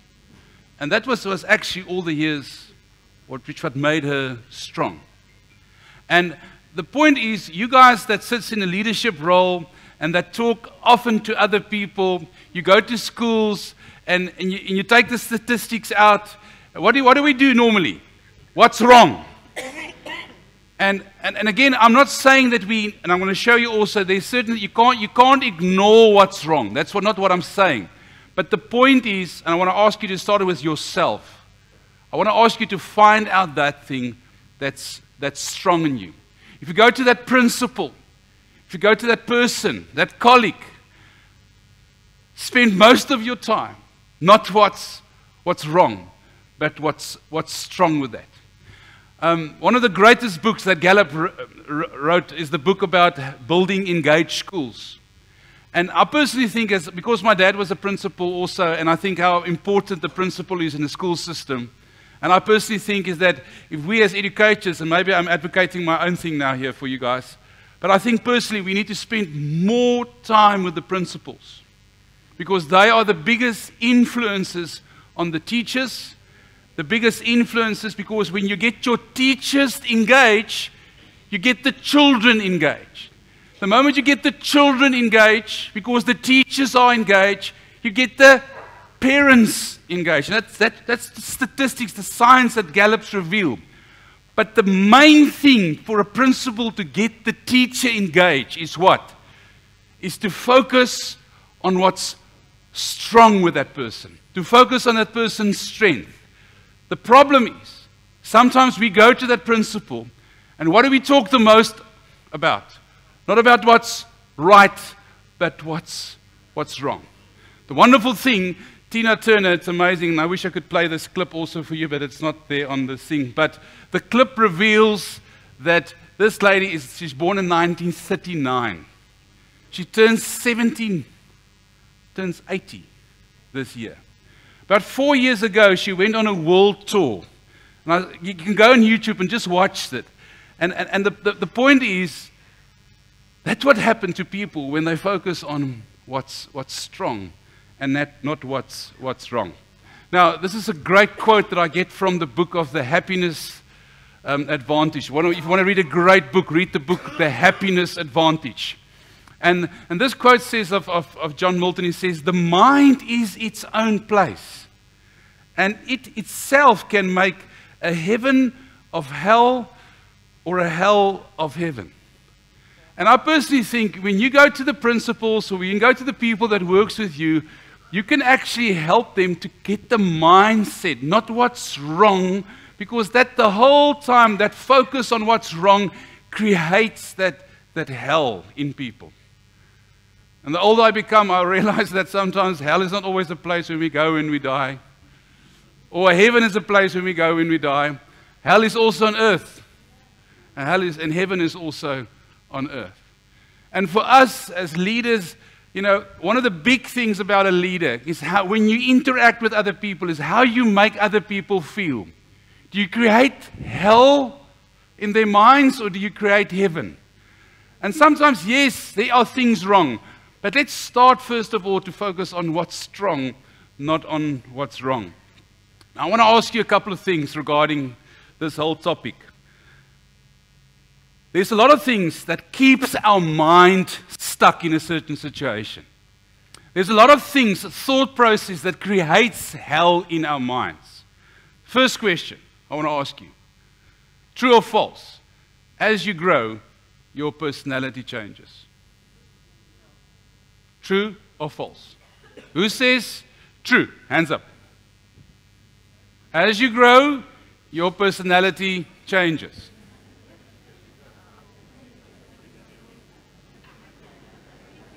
False.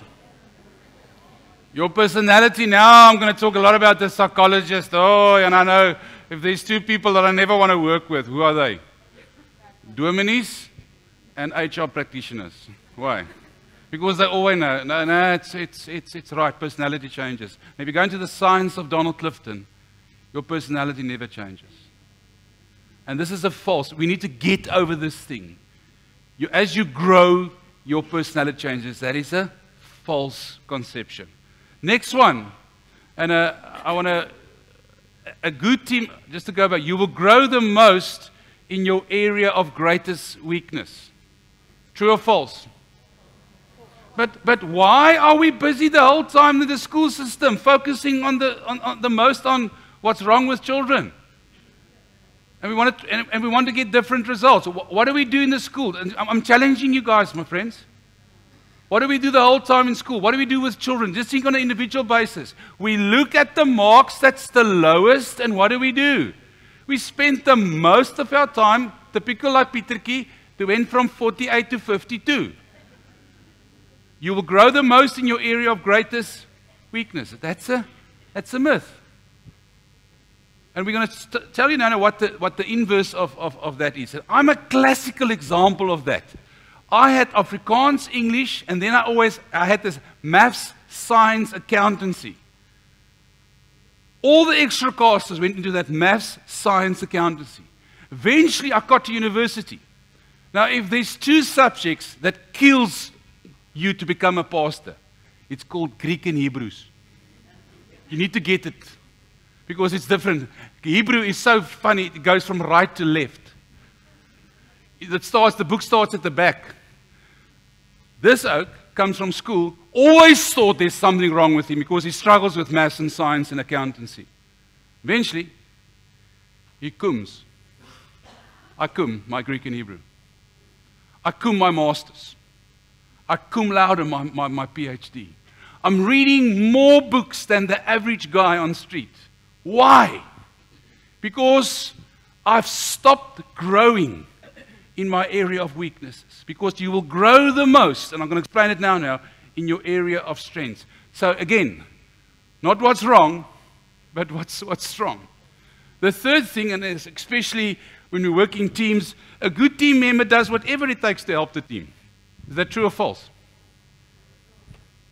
It's false. It's false. And I'll explain to you now, because sometimes we want to be everything for everyone. And I've just finished now reading a book called The Great at Work by Professor Morten Hansen, and he explains to it, the most successful people do less, but they're more obsessive in what they do. The most successful people don't work more than 55 hours a week. Why? Because they focus on what's the more focused, and they actually know what they're good at.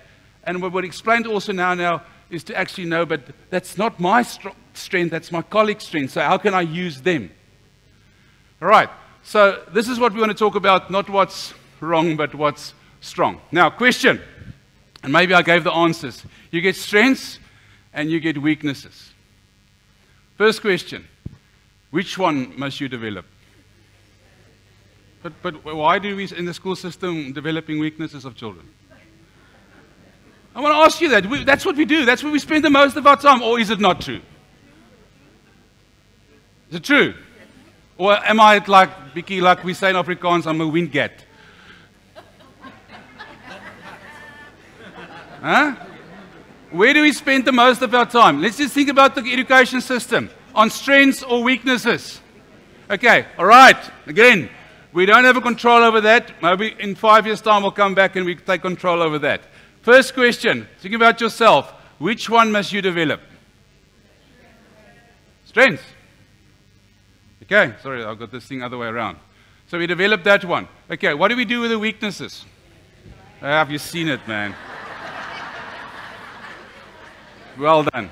Well done. Okay, so number one, please don't develop your weaknesses, but you can't ignore your weaknesses. So a couple of questions. How do you manage your weaknesses? And let's just quickly talk about weaknesses and then let's get it over. I personally think there's 3 ways to manage your weaknesses. The first one is you manage your weaknesses with partnerships. Okay, so what makes great teams? The Gallup research reveal that and that's what I do in companies. I help people like me. One of my weaknesses is detail. I can do it, but I slip up. One of my weaknesses is risk assessments. I never see risk coming. Right. So I often need to partner with someone that's high analytical and that's high and naturally can see risk. Okay. Right. So that's the one way you manage it with partnerships. The other way is sometimes you can use a strength to manage your weakness. And that's what I want to tell to people. Don't use a weakness, use a strength. There are certain things that you already good. How can you use your strength in an area of weakness? The third thing, and maybe it came down to the research that you reveal, there are certain things that you just need to do.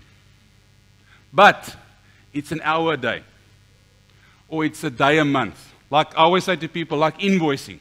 For me, I hate invoicing. It's admin. But I need to do it, otherwise my children and my wife's not going to eat. But I put it into perspective. I'm not invoicing the whole week or most of the day. It's an hour a week, or it's a day a month. But I want to spend the most of my time developing my strengths. Now, next question, and here's probably for me the most important question. What do you guys think is the difference between a strength and a weakness? That's a tough one. So we want to develop people's strengths. Okay? But what do you think is the difference between a strength and a weakness? Ryan, you've been to my course, you know. What is the difference?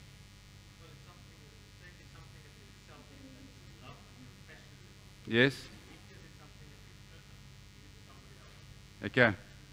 Right. Now, what the standard answer is that people will give me, they will say, a strength is what I'm good at, and a weakness is what I'm not good at. That's not true. Most people are brilliant in their weaknesses. Why? Because they developed this freaking stuff. It's like I was, as a pastor, I was brilliant with hospital visits. I was so good that as a 25-year-old pastor in my first church, they wanted to make me the chief of the hospital visits in my first church. Because they say, Peter, you come in there, either someone is dying or it was a bad motor car accident, and you just so quickly just chat to the people, and then why don't I like it? Why? And then sometimes they will phone me and say, Pastor, where are you? We're waiting. I say, ek kom man, ek kom. Then I realize there are many things that you're very good at, but it's not a strength. What's the difference? The difference is, and listen to my wording, a strength strengthens you. A weakness, although you're good with it, weakens you. And this is a story, when you go to a teacher or a head and you're going to talk to that person, you've got a choice. Either you're going to strengthen the oak and give him energy. We talk about passion, man. That's strength. When you talk about people's strengths, you give them passion. What is our biggest frustration with sometimes teachers? When it's Monday, they're already moeg.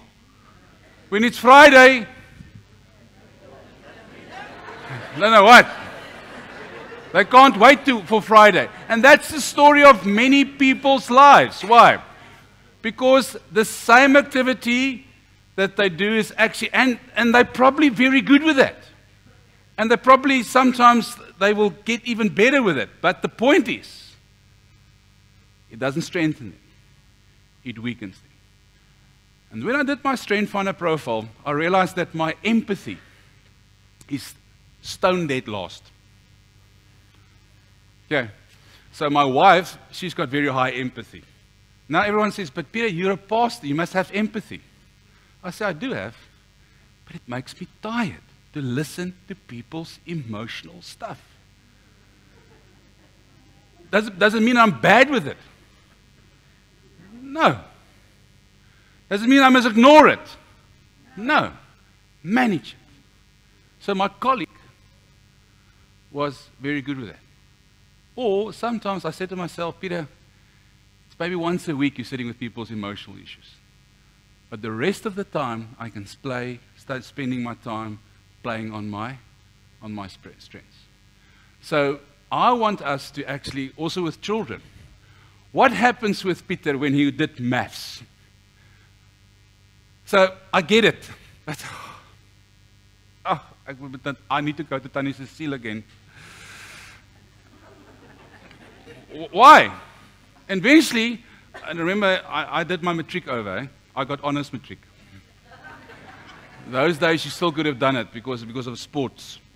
But anyway, eventually I finished my matric with a distinction in maths. I got it right. But now today I realize, although sometimes you get a distinction, it's not your strength because it doesn't strengthen you. It weakens you. So I want to actually help you to find those things that develop your strengths and manage your weaknesses. Okay, now, I want to quickly take you through, and that's so true of many people. I want to quickly take you through, and I want to ask you to make it very applicable towards you as a person. So let's think about your life. Think about your work in which you are. Think about your role in what you do. What's your strength? And I want to give you these 3 signs or 3 simple things that actually you can have also with colleagues of yours that you can use to actually find out what's their strength. I always say to people, a strength, it strengthens me. It's got 4 signs. And we use the word sign to describe a strength. The S stands for successful. Now listen very carefully. I want to speak, it sounds like Zuma. Listen carefully. Okay. Many people are successful in what they do. But the same thing that makes them successful is the same thing that weakens them. So here's the thing. If you want to know what your strength is, when you do certain activities, it's not that you are successful, it's that you feel successful when you do it. Okay. Now, You've probably heard that I used to play very serious cricket in my life. I was not bad. Used to hate it. Used to hate every moment of it. Look at my fingernails. I always say to people, my nails still break off in my mouth because it makes me anxious. Because why? Although I was successful, the moment I go out to bat, I became anxious. Why? Because I don't feel successful. So question to you is, in which activity in your job do you feel the most successful? You know you can do it. But we all know that public speaking is probably the biggest fear of people in the world. Ask people to stand in front of a group of people. Do I look like worried this morning? Yeah, a bit of the projector and those kind of things, but those are sideshows. But the moment I walked in here and I realized, I thought it was going to be less people. And I said, but it's a group of 400, my jene. I even felt more successful. Why? And it strengthens me. You just leave me, you'll see how I pick up steam when I go on like this. Because that's one of my strengths. So one of the first things to actually define your strengths is, in which activities do you feel the most successful? Define it. Not are, feel successful. Okay, now, the next sign of a strength is the I. It stands for intuitive or instinctive. So another sign of a strength is, what are those things that you just naturally do? You can't help yourself. You just do it instinctively. You're drawn to certain activities. You're looking forward to do certain activities. You put yourself in situations that you want to perform. Now, again, and sorry, but I need to make it very personal so you can experience it. And that's one of my strengths that God gave me, is to make it tell stories to actually help people explain what I need them to hear. If there is a cricket field with a full Wanderers stadium with 50,000 people watching there, and there is a wall with 50 people with a microphone where I can go and stand in front of, what will Peter Barnard do instinctively? He will instinctively go to the microphone. Why? Because that's where he feels successful. Because that's strengthening him. Can I go to the cricket field? Yes. When I walk in there, and you got all the skills and all the knowledge, but you don't feel successful. And, by the way, you make runs, and then after the game says, I'm glad it's over. Why? Because it weakens me.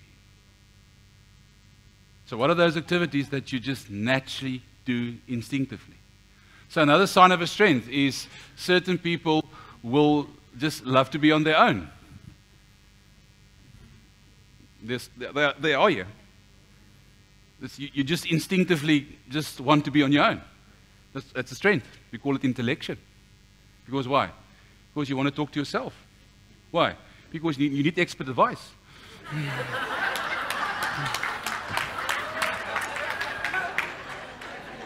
But for me, I'm totally the opposite. What do I want? I don't need to talk to myself. I need to talk to you. Because that's one of my strengths. I need the audience. I need someone to listen. That's my strength. And I do it instinctively. Some of you, when you get here this morning, you go, hi, hi, hi, hi, and you look like quite happy. You go, oh, yeah, I don't want to meet these people. I don't know them. You know,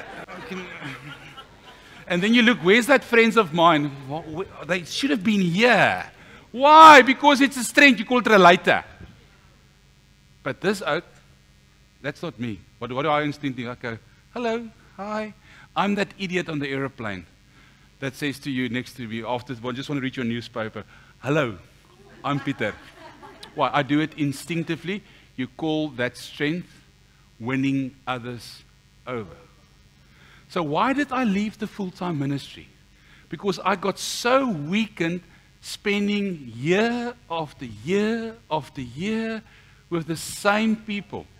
And then my elders used to say to me, because I used to say to them often, can I go on this course overseas, or can I go to this course? They said, why you want to travel? And then I realized one of my strengths. Why? Because I network. This is what I do. I do it instinctively. Another sign of a strength is the G. It stands for growth.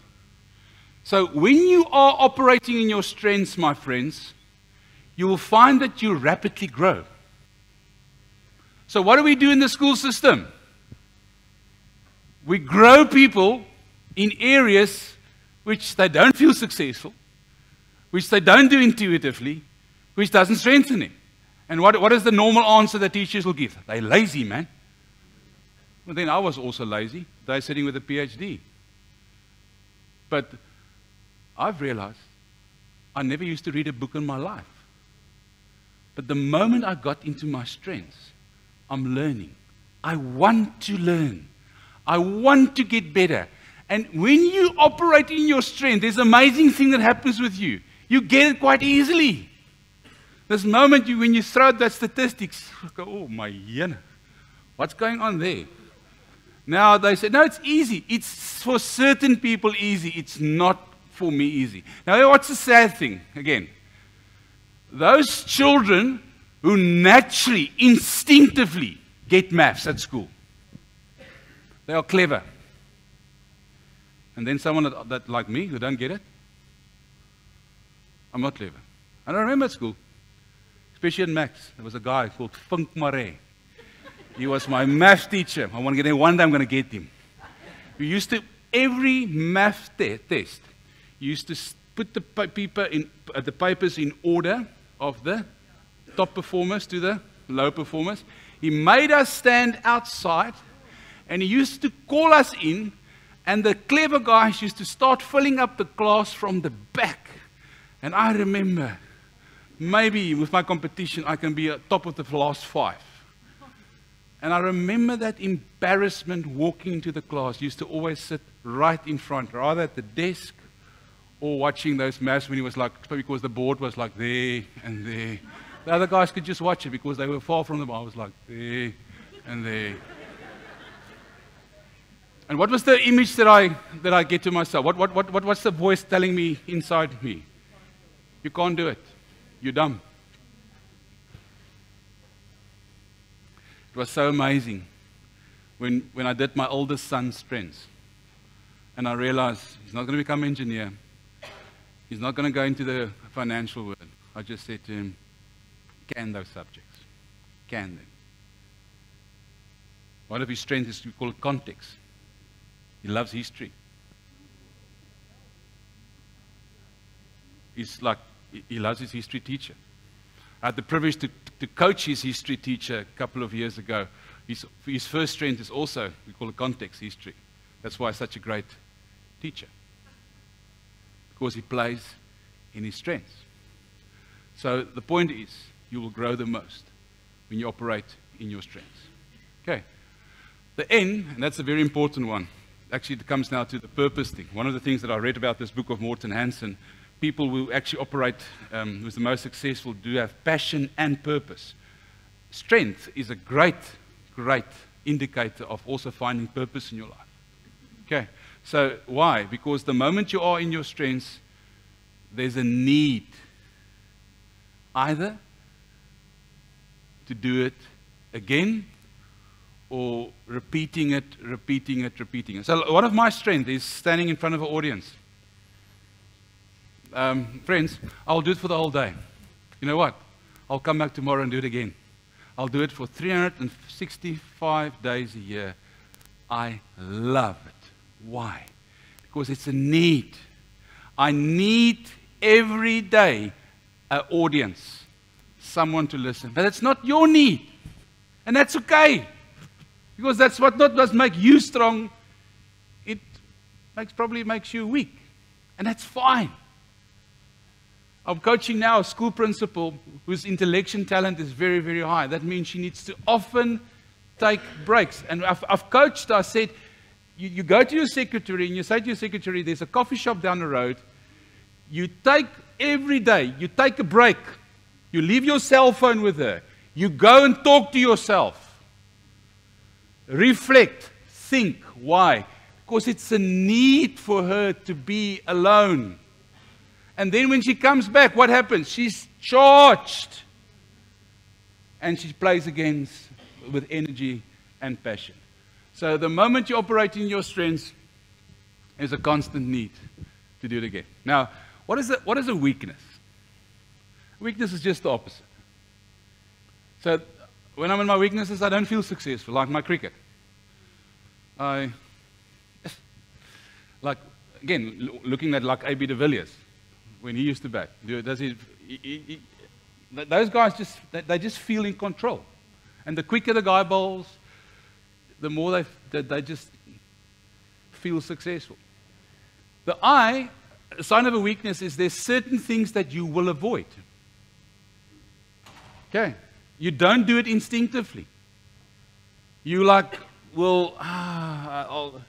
that's a sign of a weakness. A growth, this is the sad thing when I go into companies. Oh, I want to crack up if I want to hear they're developing people, but they're developing people in their weaknesses. So the person gets it, but he won't be sustainable in that. Why? Because he doesn't want to grow in that area. And that's where we need to understand that when you operate in your weaknesses, yes, it's something that you will learn, you will understand it, you'll get the knowledge, you'll get the skills, but you're not going to take it further. And then the end, when you're on your weaknesses, when you do it sometimes, there's no need to do it quickly again. That's a sign also of a weakness. Friends, to sum it up, a strength is a positive feeling before you do the activity. It's a positive feeling during the activity. Maybe next time I will tell you about the newest science about the flow states of people. Maybe I must just quickly, how much time do I have left now? 20 minutes, okay. Sorry, is it too long? There's a great book that I read last year. It's called The Rise of Superman. It's the study of the book of Csikszentmihalyi. Do you know the guy? The Czech psychologist, actually, the flow. And these guys took flow to the next level. They actually went into the neuroscience of flow. And the point is, when you are in your strengths, there's a natural flow state that actually starts within you. And then they realized that they actually take people into these flow states. And one of the things about a flow state is that an hour feels like 10 seconds. And I personally think that's one of the biggest challenges that we need to get people into. Now, strength is a great thing. Why do I say it? Because you need to get people into activities, and when they are in the activity, it strengthens them. They completely lose sight of time. They go, wow! Now, they take that science of flow and they make it applicable to the Navy SEALs and the Google directors. It's a fascinating book you can read called The Rise of Superman by Cotter. And what they say, those Navy SEALs that become snipers, they are the elite. And they actually did the training now on that Team 6, that guys that took Osama bin Laden out. And it takes years and years and years to train those snipers to get to that specific level. With the newest science that these guys reveal, they take people into flow states. And they literally train those snipers in half the time that they used to train them. Why? Because when you are in your strengths, you lose track of time. And that's where we need to get children also. We want to make them better learners. You're not going to make someone better learners trying to fix them and that they never get into the flow state, because in that area you will learn the most. So that's a positive feeling before, a positive feeling during, and also after the activity, I still feel positive. Those are the... What is a weakness again? It's a negative feeling before the activity. Oh. During the activity, whew, goodness me, it felt like 3 hours. It was only half an hour gone. That's a sign of weakness. And then after activity, you probably feel that you want to do it, don't want to do it again. That's a sign of a weakness. Right. So let's get back to the truth. Remember, as you grow, you become more of who you already are. Gallups say it so beautiful in their famous quote regarding the education system. They say to teachers, stop, teachers, wasting your time trying to put into people what you think was left out. Draw out what was left in. And that's for me so profound. As you grow, you already got things within you. That's what Clifton says. That's what Clifton studied. You are already good at certain things. You got already talent, strengths within you. Develop that, because that's where you will grow the most. Now, I always say to people, this is one of the most beautiful quotes for me. No matter the economy of the jungle, I never eat grass. It's not pride. It's just who I am. Now, why do we want to make children who doesn't want to eat grass? I'm talking not about smoking grass, but eating grass. Want to do that? Okay.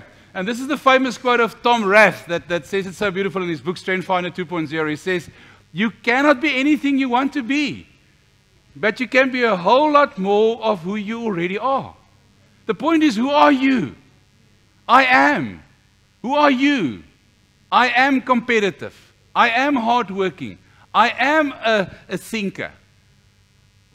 But for certain people, you're probably not a motivational speaker. That's fine. Everyone says to me, Peter, you need to write a book. I go, oh, no. That's not who I am. Right. But I can be more of who I already am. Okay. Truth number 2, you will grow the most in your area of greatest strengths. You'll be most inquisitive, most resilient, most creative, and most open to learning in your area of strength. Now, this is the study of Clifton, what he did when he was at Lincoln, Nebraska University. Now, the interesting thing, listen to Donald Clifton, the guy that actually the founder of the Strength Foundation.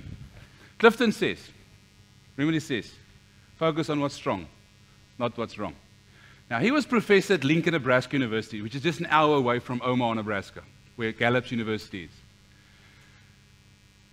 He was a psychologist. But the amazing thing is, you know who he used to train? Teachers. He had a passion for teachers. Now, one of his first experiments, now what Clifton said those days, why do we study always what's wrong with people? Let's study what's strong.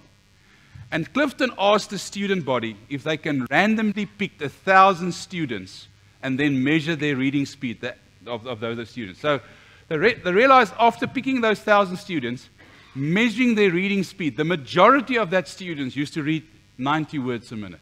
That was the average. But there was a couple of them who just naturally read very fast. And it's like in anything. You get people that can speak in front of people, and then you get people that can speak 2 hours in front of people, and you won't get bored. They just naturally got it. So there's people that read 90 words a minute, and people that read 350 words a minute. Clifton said, put them on the same reading speed course, gave them the same knowledge and the same skills. And then after the course, measure them again.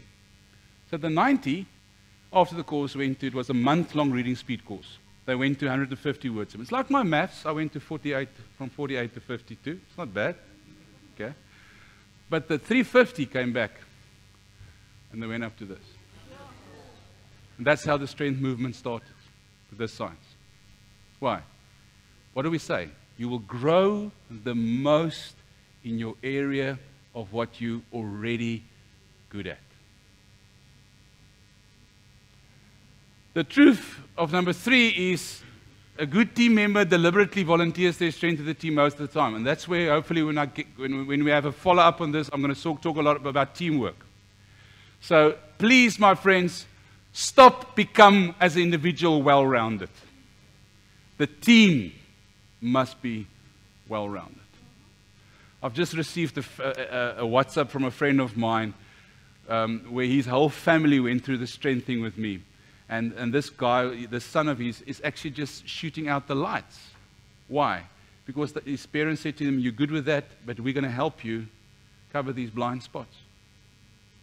And he's excelling, playing into his area of strength. What do we do with always people? No, but you need to cover also these. You need to have also maths, because a boy needs to have maths. Why? And just maybe I'm out of my turn here, please.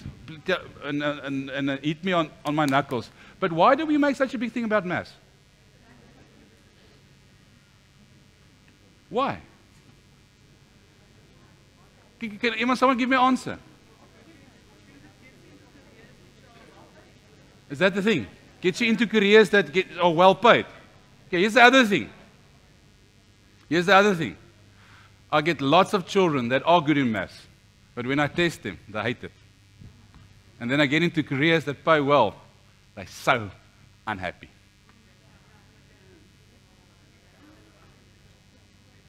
So, friends, I'm challenging you this let's think differently.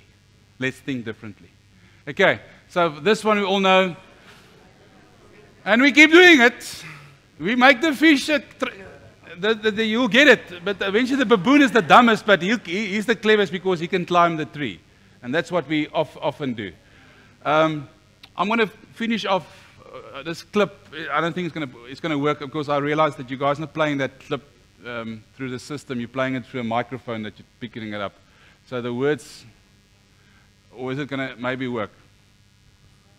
Because we need to up the volume here, but I think let's just stop here. Yeah, it's try. Okay, so this is a story of an 80-year-old lady, and I always say to people, just wait a bit. Just wait. Just wait. That's it. Okay. This is a story, and I always say to people, one of the biggest regrets in people's life, the biggest regrets is that you became someone that you weren't supposed to be. That's the sad thing. You were the whole time hearing voices about what's wrong, not what's strong. And for me, and this is where this little clip comes in, please don't live with regrets. Become who you are. Develop who you are. Play in your strengths. And let's just look at this clip. Hopefully you guys can hear.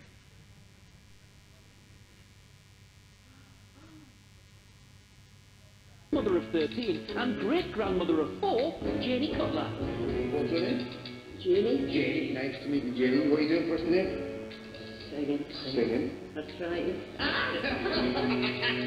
I like singing, and my friend says, Janie, go in for it. Better late than never, dear. I've had a great life. 7 kids.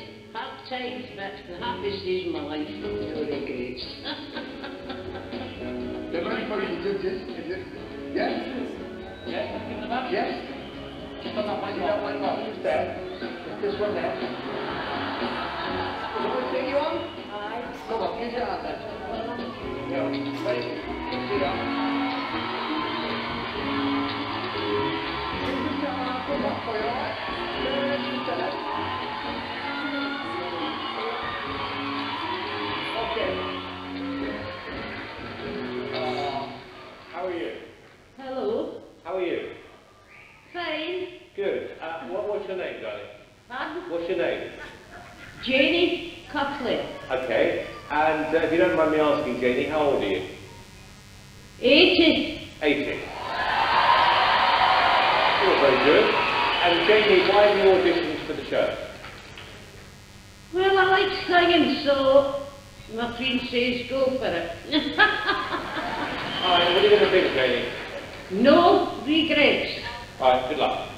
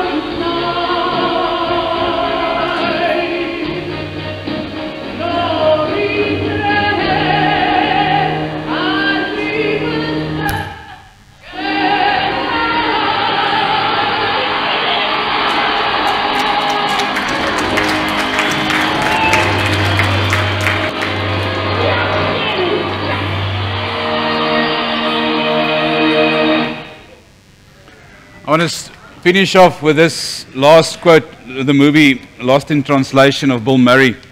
And I want to give it to you, to actually start with you, focusing on your strengths. What are they? The more you know who you are and what you want, the less you let things upset you. Let's go to your own life and to other people's life, and let's focus not on what's wrong, but on what's strong. Thank you. God bless.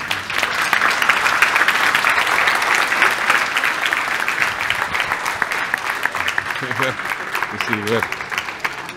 Good to see you. Thanks. Iso? Wait, you don't. Ladies and gentlemen, rise to your feet. Come on, get up, curriculum. Let's get up. Come on, let's get this party going. Put your hands together for Dr. Peter Bana.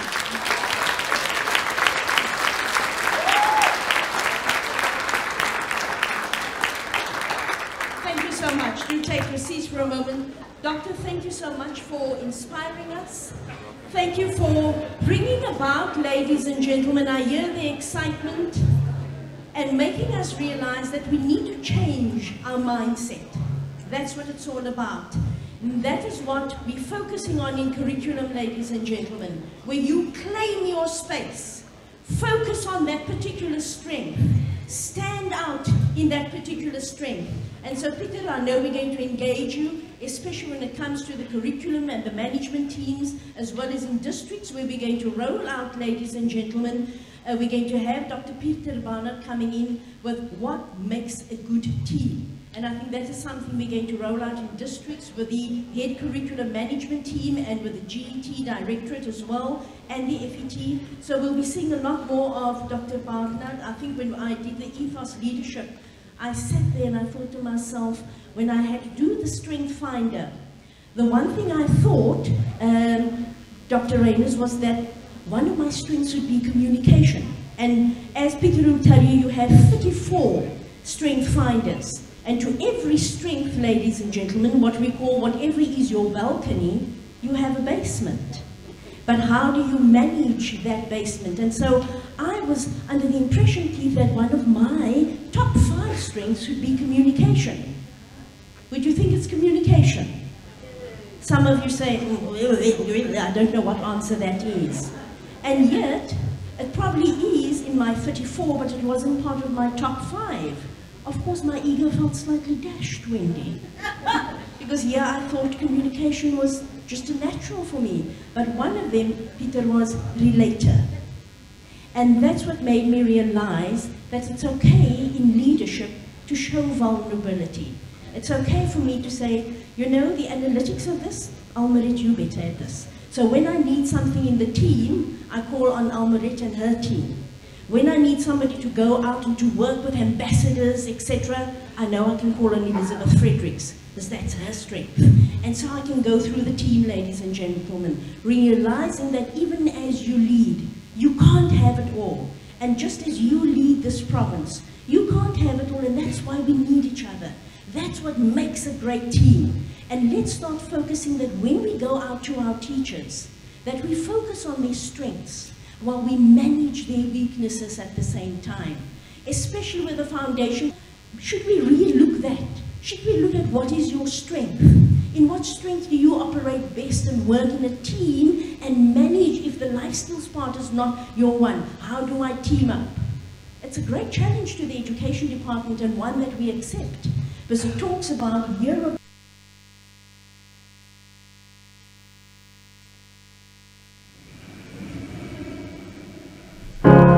You're broken down and tired of living life on the merry-go-round. You're broken.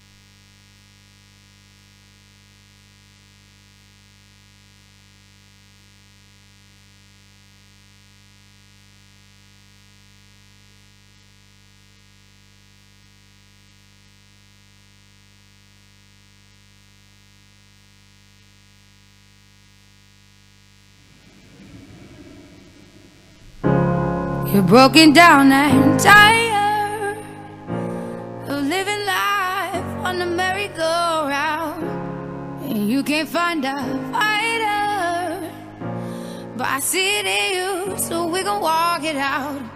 Move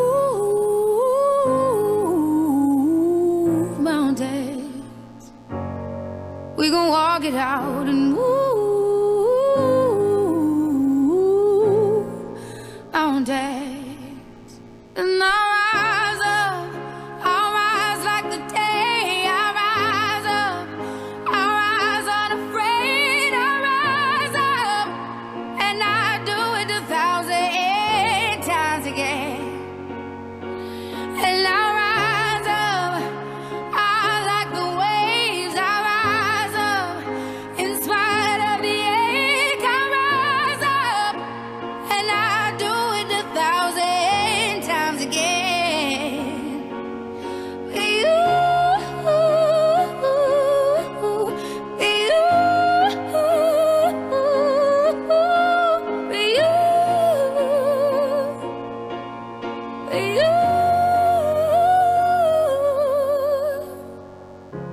The silence isn't quiet, and it feels like it's getting hard to breathe. And I know you feel like dying, but I promise we'll take the world to its feet. Move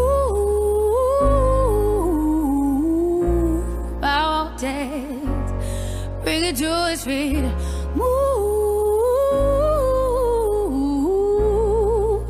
mountains. And I'll rise up, I'll rise like the day. I'll rise up, I'll rise unafraid. I'll rise up, and I'll do it 1,000 times again.